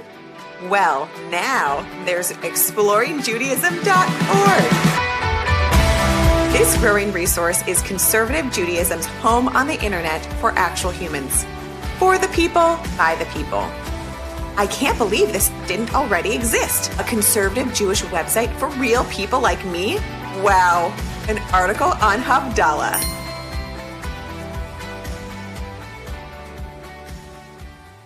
Welcome to the session in honor of Tikkun Leil Shavuot. Our topic today is, why are the books of Ruth and Esther so much alike? This is a strange question, since clearly the two books are very, very different. After all, the book of Ruth takes place in rural Judea. The book of Esther takes place in the Persian Empire. The background city of Ruth is Beit Lechem in the period of the Judges. The background city of Esther is Shoshana Birah in the period of the Persian kings. In Ruth, a distressed widow gets a husband In Esther, a distraught queen saves a people. In Ruth, a Moabite woman becomes the mother of the line of a future Jewish king. In Esther, a Jewish orphan becomes the queen of the Persian Empire. Moreover, the book of Ruth ends with an unexpected genealogical succession, from Ruth and Boaz to Oved and David. The book of Esther ends in an unexpected political succession, from Vashti and Haman to Esther and Mordecai. Therefore, it would seem that the books of Esther and the book of Ruth have nothing in common. Nonetheless, that is true with regard to the surface story. But below the surface, they have much in common. If we look at the storylines, they are very different. But if we look at the techniques for structuring the plot, they are very similar.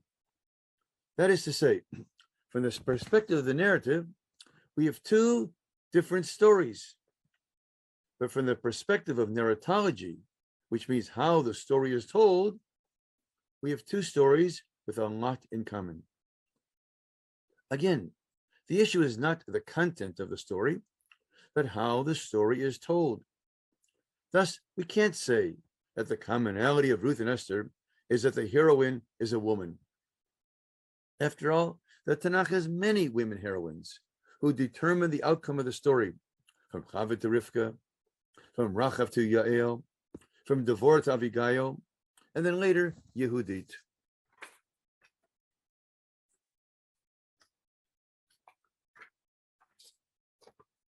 So let's investigate how the book of Ruth and Esther have so much in common. The first and obvious characteristic is that they share the three unities of a story. That is, they share time, place, and character. Unlike the stories of Abraham, Yitzhak, Yaakov, Moshe, Yosef, which extend over a lifetime, or take place in different countries, or involve the change of characters, the books of Ruth and Esther share a short time, a single place, and limited characters. Regarding time, both stories take less than 2 years. Regarding place, both occur primarily in a single city. Beit Lechem for Ruth, Shushan for Esther. Regarding character, both begin and end with the same characters, whether it be Mordecai and Esther or Naomi and Ruth. Thus, both stories have in common the unities of time, space, and character. In both books, God plays a backseat role, neither speaking nor directly addressed, nor directly intervening. Still, the coincidence of events creates an aura of God-directedness, but only as a director behind the scenes. When we focus on the pattern or structure of events, unexpected connections between the two books come into view. We can see them by focusing on the beginning, the middle as the turning point, and the end or the conclusion.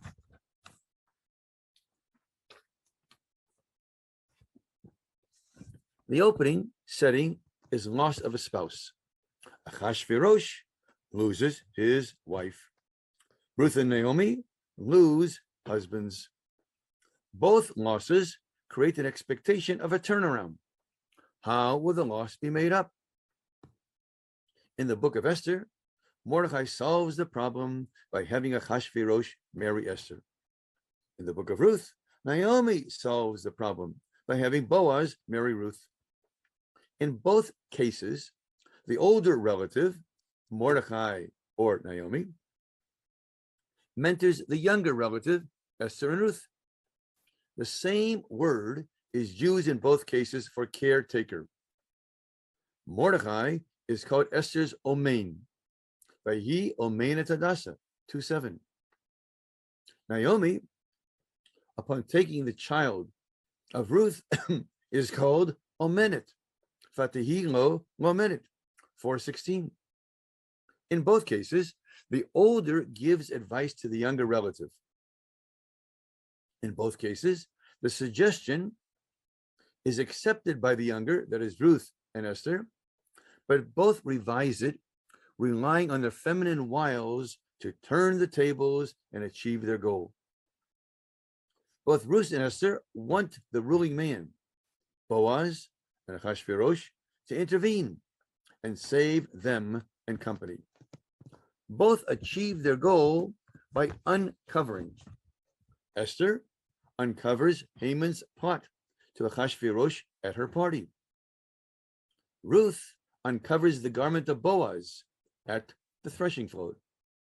In both cases, the turning point is at night, evoking the salvific night of the Exodus. In fact, the book of Ruth uses the identical expression of the Exodus, Vayihi v'chatzia layla, saying, this is Ruth 3:8, Vayihi v'chatzia layla, vayecharad ha'ish, vayilafet, v'hinei isha shochevet margolotav. In the middle of the night, the man gives a start and jerked back. Behold, a woman lying at his feet. Neither Achashverosh nor Boaz get a good night's sleep. The night in each story constitutes a turning point, leading to the resolution of the story.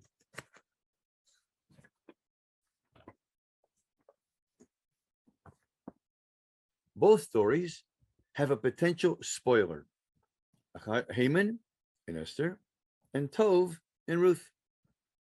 In both cases, the man in control, Achashverosh and Boaz, resolve the issue by the disposing of the spoiler, Haman or Tov. There is also a parallel between Vashti and Orpah. Vashti serves as Esther's foil, as Orpah serves as Ruth's foil. Both Vashti and Orpah do the sensible and expected thing. Both Esther and Ruth do the outrageous and unexpected thing, and thereby achieve their goal. Both Ruth and Esther follow their mentor's urgings to intervene, but neither intervene the way their mentor instructed them. With Esther, this is obvious. She refuses to follow Mordecai's reckless advice, to barge in on the king and plead the case of her people. Instead, she sets up Haman by inviting him to a private party in her own quarters with her husband, with whom she has not been for over a month. And the fool Haman, so full of himself, shows up not only once, but twice. Naomi also tells Ruth to interrupt Boaz's sleep on the threshing floor and do what he says, as it says in 3:4, V'hu yagid lach et asher ta'asin. Instead, Ruth turns the tables, leading Boaz to say, Vata biti al tiri ki ko asher tomri eset lach. And now, my young lady, have no fear. I will do whatever you say. 3:11. Instead of heeding Naomi's advice of doing whatever Boaz says, Boaz agrees to do whatever Ruth says. Naomi just assumed that Boaz, the wealthy landowner, would call the shots, not Ruth, the destitute foreigner. But Ruth thought otherwise. Ruth also adds the key words to Boaz, saying, Ufarasta kanafecha al lamadcha ki goel ata. Spread your garment over your handmaid, for you are the Redeemer, which translates into a duty of Boaz's own statement in 2:12, about God, where he says, Asher bat lechasot tachat kanafav, under whose wings you have sought refuge, thereby underscoring the need to take an active role in bringing about the redemption.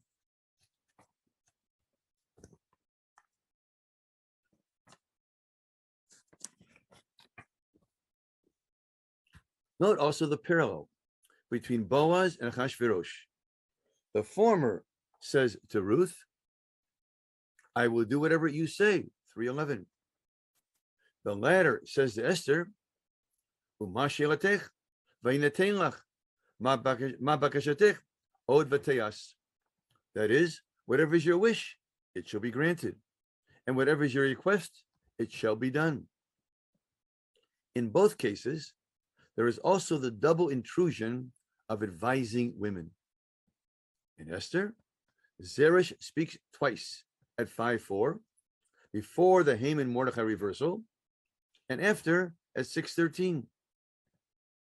In Ruth, the local woman also speak twice, in the beginning at Naomi's return from Moab, 1:19-20, and at the end at the birth of Oved at 4:14 and 17. There's also a commonality of historical perspective. The book of Esther retrojects 3 generations backward to Kish, Mordechai's great-grandfather. The book of Ruth projects 3 generations forward to David, Boaz's great-grandson. Esther and Ruth also share the same Hebrew verb, sabar, for looking forward. For Esther 9:1, it is the false hope of the enemies, of the Jews, looking forward to dominating them. There it says, Sibru oivai hayudim lishlot lehem v'nafachu. For Ruth 1:13 is the false hope of Ruth and Orpah, looking forward to other children for Naomi. Halehem tisaberna ad asher yigdalu. Thus both use the rare verb sabar for looking forward. And in both cases, it is a false looking forward. In the end, the prominence of the younger hero, Esther and Ruth, yields to the older mentor, Mordechai and Naomi.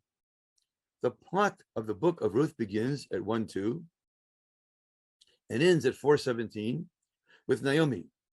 She begins as the mother of Ruth's husband and ends with the mother of Ruth's child. The plot of the book of Esther begins, 2:5, with Mordechai as Esther's uncle and ends with Mordechai as Esther's co-regent. The final word, however, underscores Mordechai's Jewish greatness, as it says in 10:3, Gadol Hayudim, not Esther's.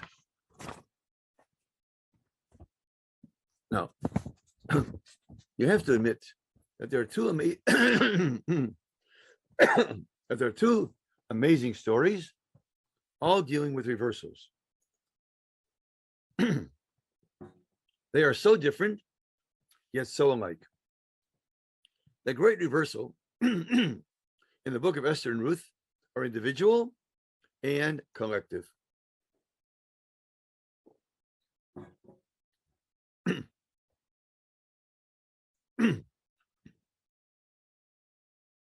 Individually, an orphan girl becomes the queen of Persia. Collectively, a people on the verge of extermination become politically dominant and religiously attractive. Well, with regard to Ruth, individually, a Moabite, childless, destitute widow becomes the Jewish spouse of a wealthy landowner and progenitress of David.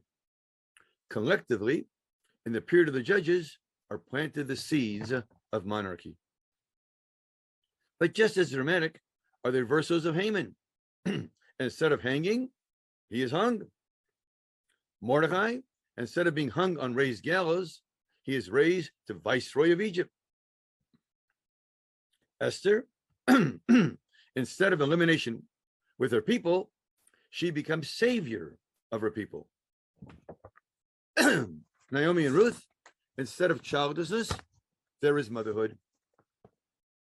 The land of Israel, instead of famine at the beginning of Ruth, there is an abundance of bread in 1:6.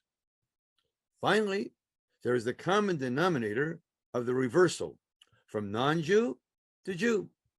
The case of Ruth, switching national and religious loyalty, Ruth says, Amech Ami, Velahayech Elahai. Your people shall be my people, and your God, my God. This is paralleled in the book of Esther, 8:17, which documents the conversions to Jewishness throughout the Persian Empire, saying, V'rabim me'ama'aretz mit yahadim, and many of the peoples of Persia profess to be Jewish. It is clear now that these two very different stories on the surface have a lot in common under the surface. It is uncanny to see how much the roles of Naomi and Mordecai, Boaz and Achashverosh, and above all, Ruth and Esther function similarly in their respective stories. Nonetheless, major differences remain. Two of them stand out. The book of Ruth understands the redemption to be that of Israel in its land.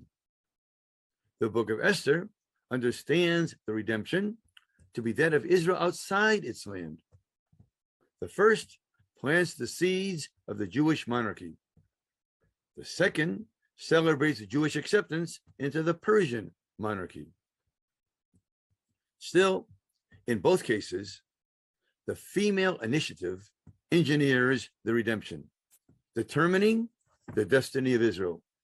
And as we say with regarding the Exodus, B'zchut nashim tzadkaniyot nigalu miMitzrayim. By virtue of the righteous women, Israel was redeemed from Egypt. So we say regarding both Esther and Ruth, our heroes for Purim and Shavuot. With that, let us conclude, and I wish everybody Chag Sameach.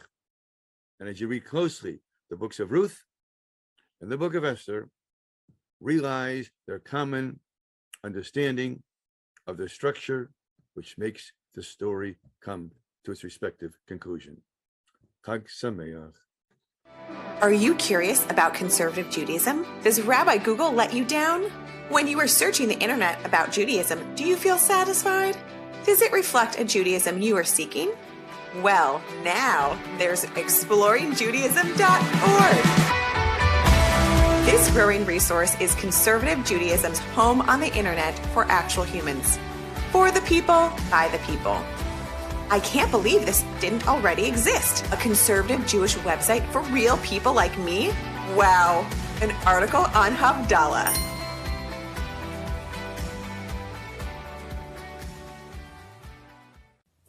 Chag Sameach, everyone. I am Rabbi Michael Klayman, Rabbi of the Lake Success Jewish Center.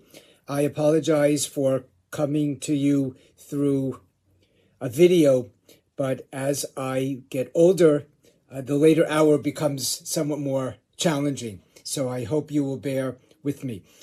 I would like to share with you a well-known midrash on the theme of Shalom Bayit.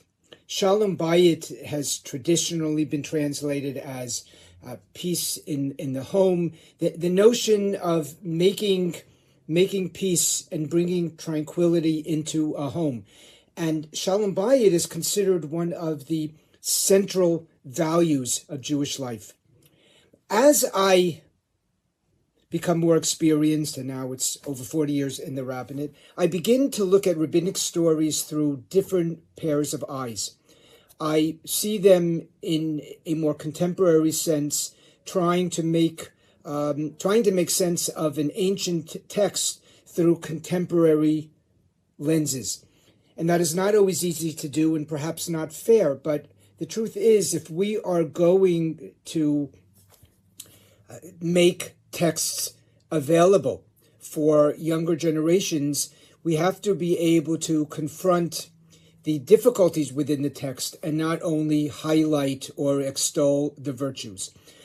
Shalom Bayit is a major Jewish value, but nevertheless, the story that I'm going to share, and it's the story about a husband and a wife, and Rabbi Meir, one of the great rabbis of his generation, trying to help negotiate a peace between the two of them. We're going to find some disturbing issues, disturbing themes. So I would like you to be attentive to the overall concept of Shalom Bayit and to regard it separate from the specific details of the story. But at the same time, I want to be able to confront this story and challenge us through contemporary eyes.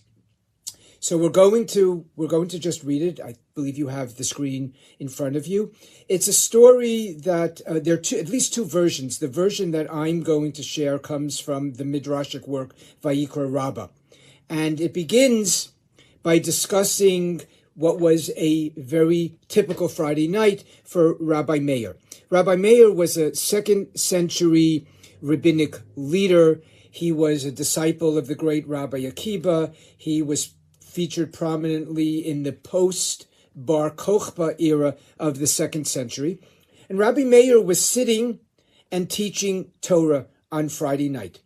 This specific version does not give us the location. We understand from the other version of the story that the place that was mentioned where Rabbi Meir lived or where he taught was Hamat Gader. It's known as mineral springs in the north of Israel. But Rabbi Meir was sitting and he was teaching Torah on Friday nights. And I would gather from this, I infer from this, that it was typical for great rabbis or rabbis like Rabbi Meir to open up either the synagogue or the house of study for learning on Friday night. And we do certainly have other examples of this. We know the famous story of Hillel, which I shared a couple of years ago, where Hillel sought to learn from the great leaders, Shemaiah Naftalion of his time, even though he had no money to pay for the learning. So we know that studying on Friday night was somewhat typical. We are not provided with any other details other than the fact that Rabbi Meir was teaching Torah on Friday night. A certain woman was sitting there listening.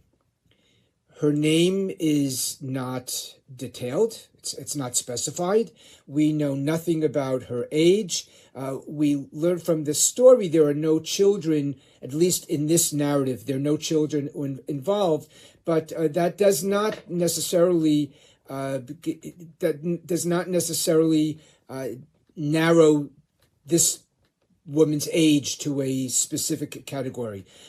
We know that she was married by virtue of the subsequent context, but we know nothing else. What we do know is that she was sitting there, she was listening. So our assumption is that she enjoyed studying. We don't know whether this was a singular occasion or whether this was common, but we know that she was sitting there and studying. And what is very interesting to me is the fact that at a time when we know that women were often not encouraged, unfortunately, to study Torah, even into the latter centuries, this woman was studying. Just as an aside, Rabbi Meir's wife was the great Talmudic scholar Bruria. So it's very possible that Rabbi Meir, being a more enlightened individual and marrying one of the great one of the great Jewish women of all time, that Rabbi Meir was most encouraging of women coming and studying. But we know nothing else other than the fact that this woman was there studying. The text continues by providing one detail about the time, and I would assume that this study took place post-Shabbat dinner, that people enjoyed their Shabbat dinner, and then they would go and they would study. But we learn that Rabbi Meir's talk lasted too late. Now, again, somewhat amorphous in specificity. Was it too long in general? Did it just go to a very, very late hour? Was it too long for her? Was there some general time limitation that she placed on herself or that a family might have imposed on her? Again, we recognize the generation which this story takes place. I would posit that perhaps it might have been late, but certainly it was late for her, because the story focuses on this woman and her husband. But whatever happened, the talk went later, and because she was respectful, she waited until he was finished speaking.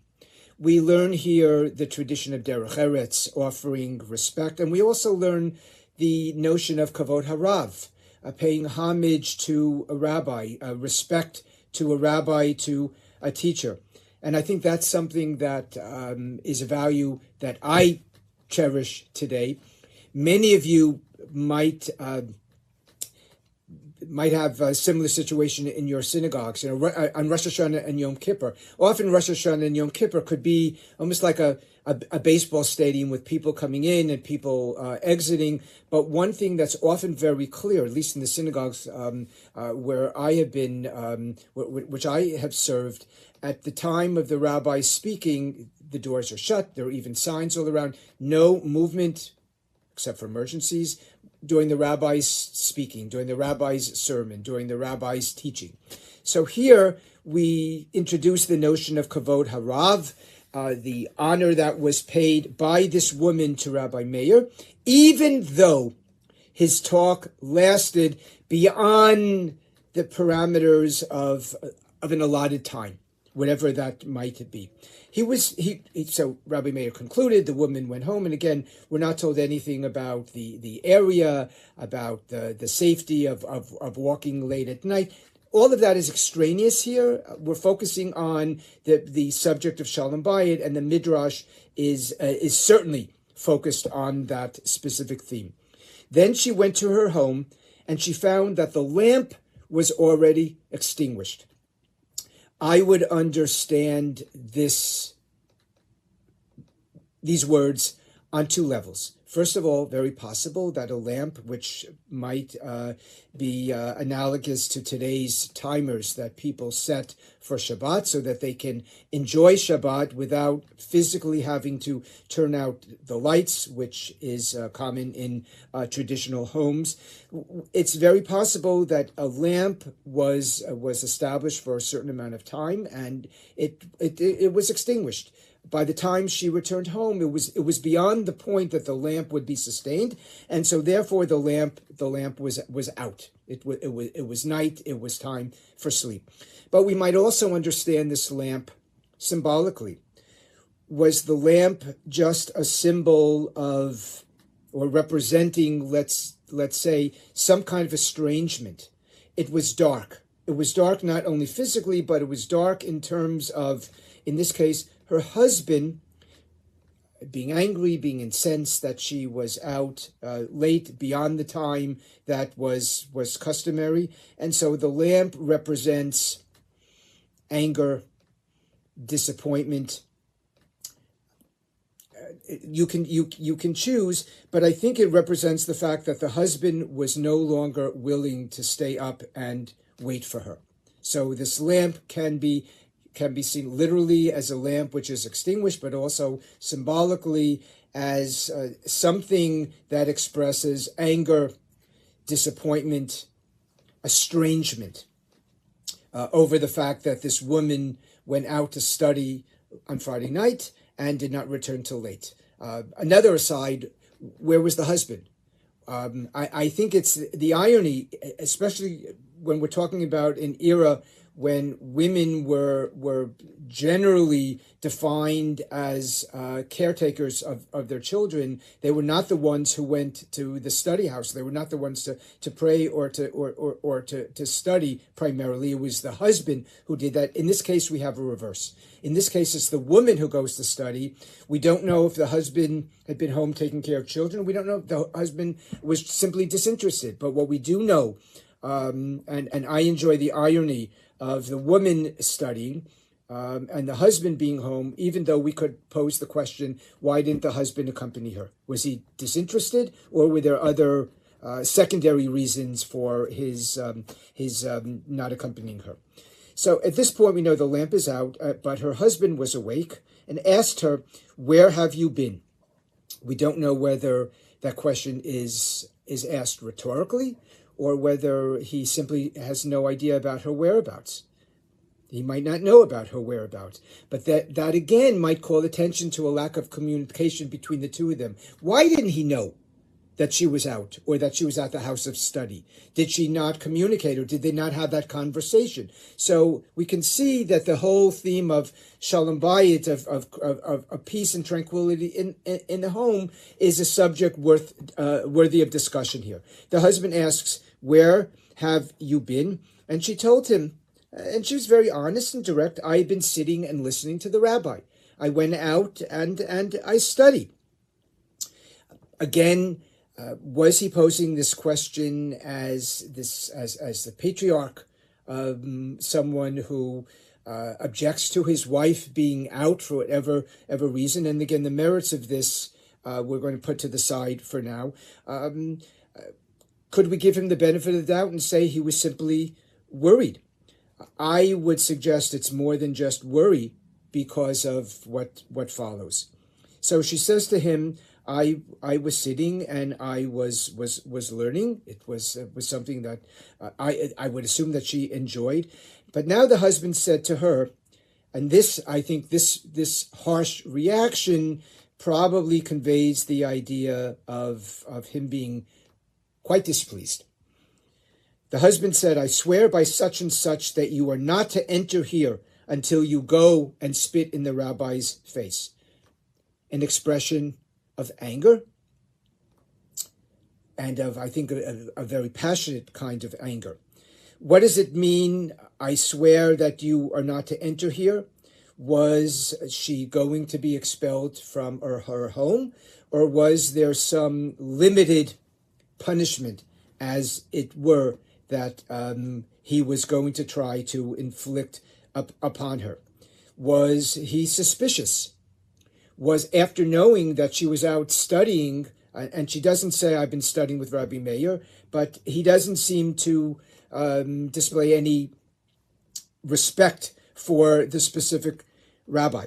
But what we do see here is that he's angry, and in a patriarchal fashion, he wants to inflict some kind of punishment.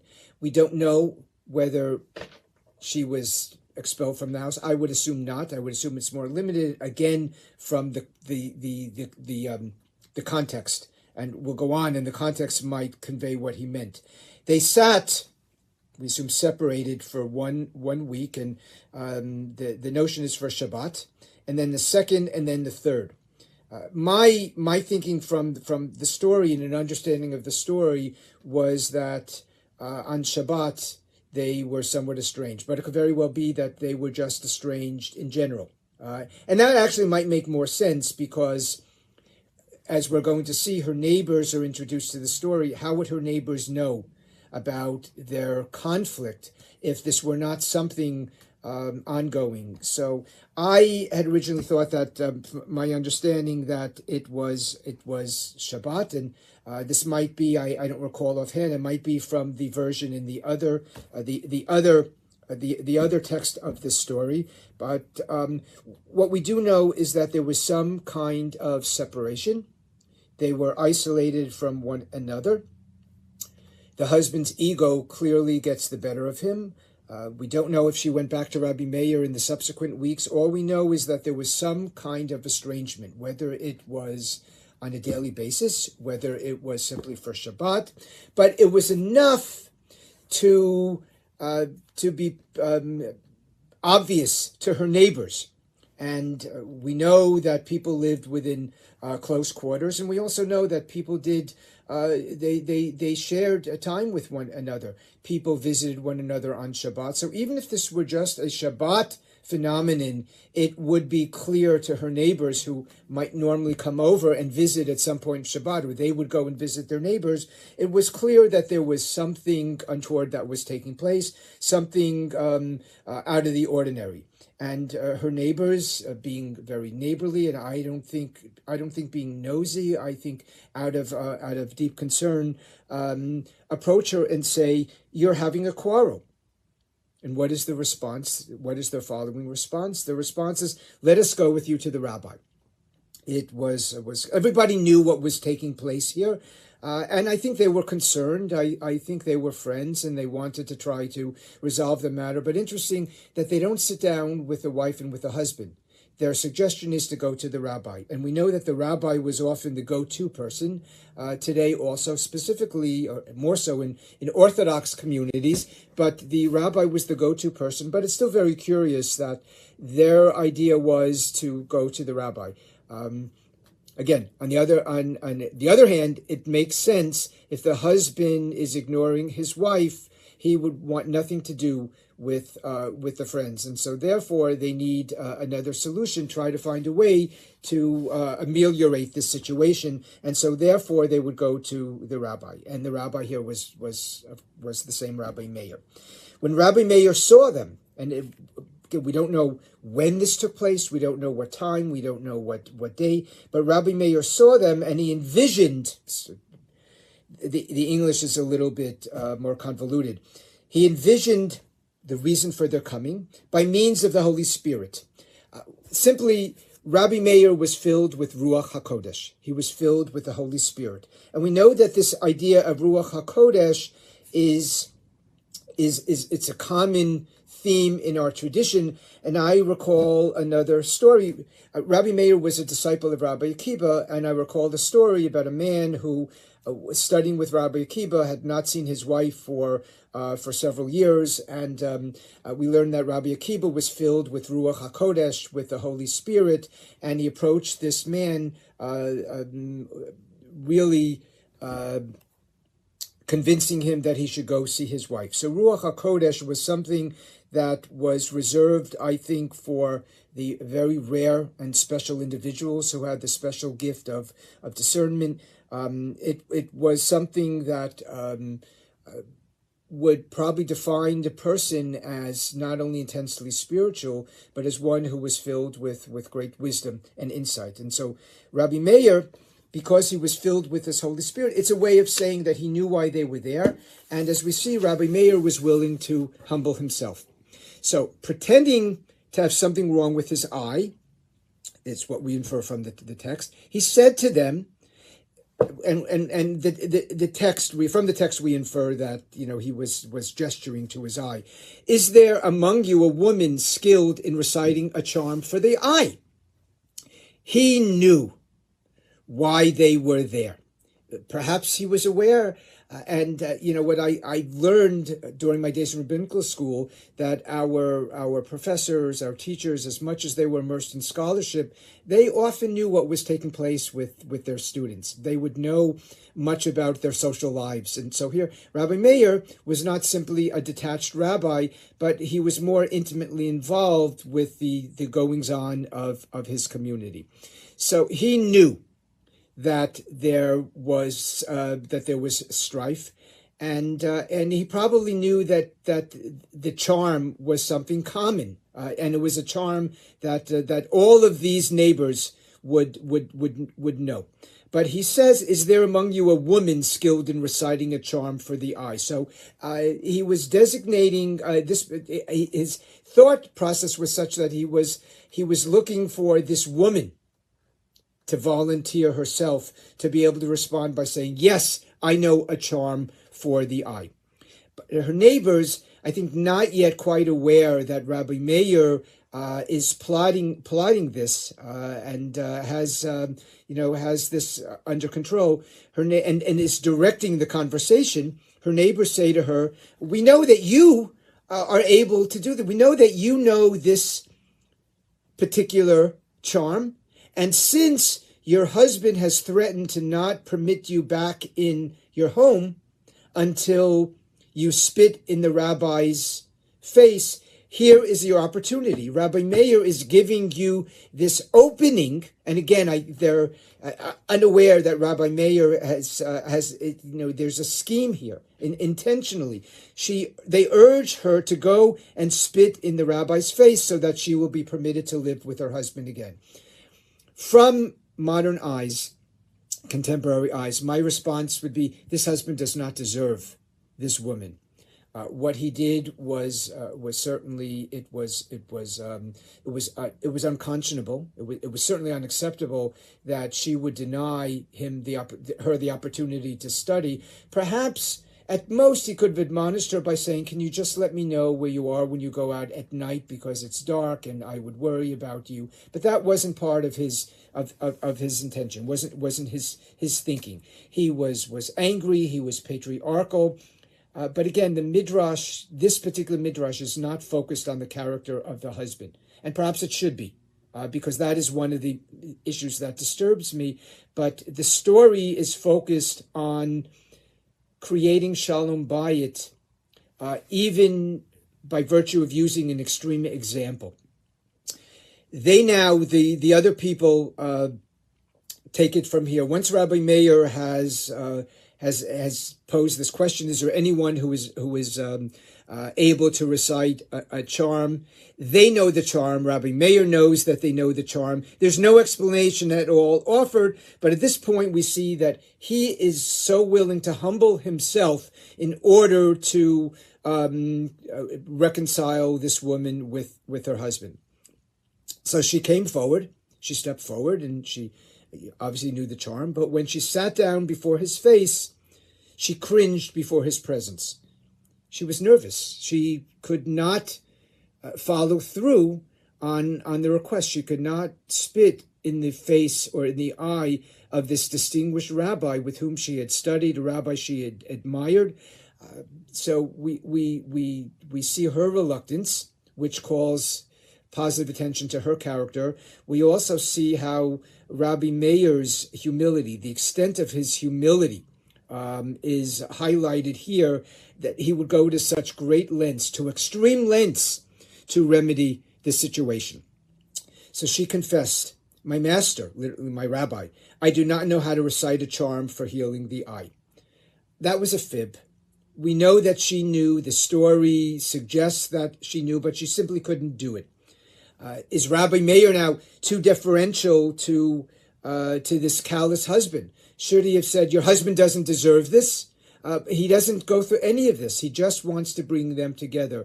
And perhaps he will suggest that they need some kind of rabbinic counseling at another stage. But again, all of that is tangential to this story. Rabbi Meir says to her, "Don't just spit one time, spit 7 times, and I will be healed." We are dumbfounded by this, and perhaps this is quite disturbing. But again, he will go to any length to make peace. I, as a rabbi, and I know this is shared by many of my colleagues, I have a great love. I've had a love for my communities over the past 40 years. But I know there are times when we're challenged as rabbis to convey the fact that we as rabbis, as spiritual leaders of the community, have a dignity that needs to be acknowledged and upheld. Something like this, I would never do. I would perhaps try to encourage counseling, which might not have been so fashionable at that time. I would have come up with other ways. I might even suggested something more extreme. If this husband is someone who is not worthy of this virtuous woman. But in any particular case, she spat in his face 7 times. We know 7's a magical number. But here then he says to her, because as we've said, he knows the situation. "Go and tell your husband, say to him, you, my husband, asked me to do this only once, but I spat 7 times. Rabbi Meir is not ignorant of the situation at all. He is totally in control, and she doesn't respond, but she's dutiful. She then returns to her husband, and our assumption is that they reconcile. But following this incident, Rabbi Meir's disciples are there, and they look on, I would assume, with horror, saying, "Master, is the Torah to be treated with such contempt? If you had only told one of us to recite the incantation for you. Master, this is beneath you. Had you told us the scenario, we would have been a substitute in your place. We would have embraced the shame. We would have shielded you from this terrible, terrible indignity and dishonor." But the students here don't share. They lack Rabbi Meir's perception.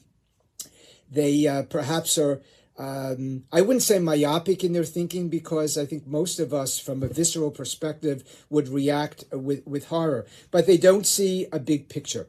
There's a lack of foresight on their part. Rabbi Meir knows what the ultimate outcome should be.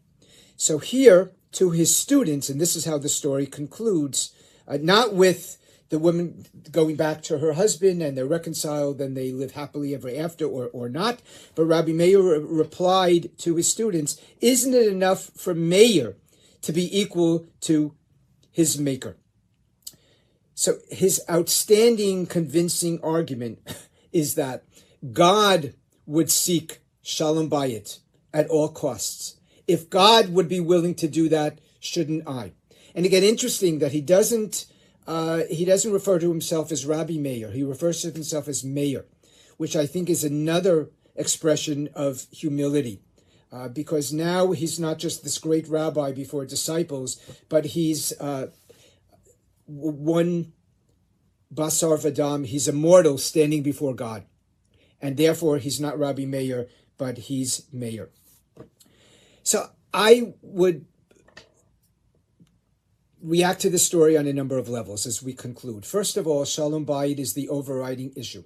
And even if we put aside the specific details of the story, we understand that Shalom Bayit is a great virtue, and we go to great lengths, whether it's with a spouse, with our children, with our partners, with our families, with our friends. We try to go to great lengths to bring peace among us. But there are, of course, limits to our ability to do so. Sometimes we know that all of the efforts made are ineffective. I, as a rabbi, would suggest to people, if in a specific situation counseling is possible, make an attempt, and then if you've exhausted all alternatives, there might be no choice then to go your separate ways.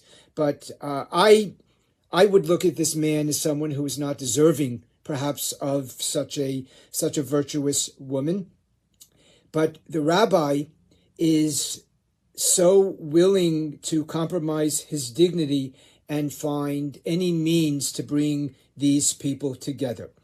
Today, we would be critical of this husband. We would perhaps even assist this woman in becoming a little bit more independent. And again, we might not embrace Shalom Bayit at all costs.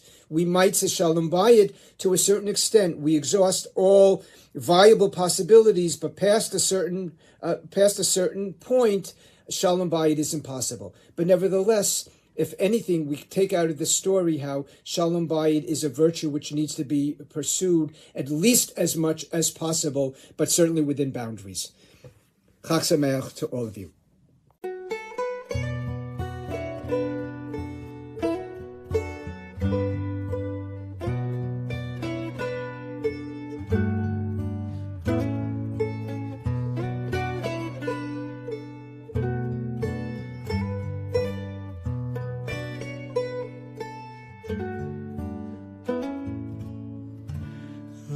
Shem yichud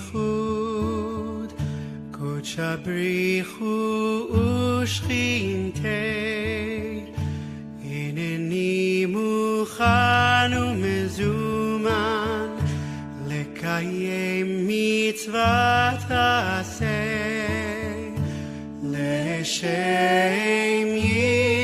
ייחוד קודש בריחו שכינתי הנני מוכן ומזומן לקיים מצוות עשה של ספירת העומר של ספירת העומר של ספירת העומר של ספירת העומר שבע שבתות תמימות תהיינה שבע שבתות תמימות תהיינה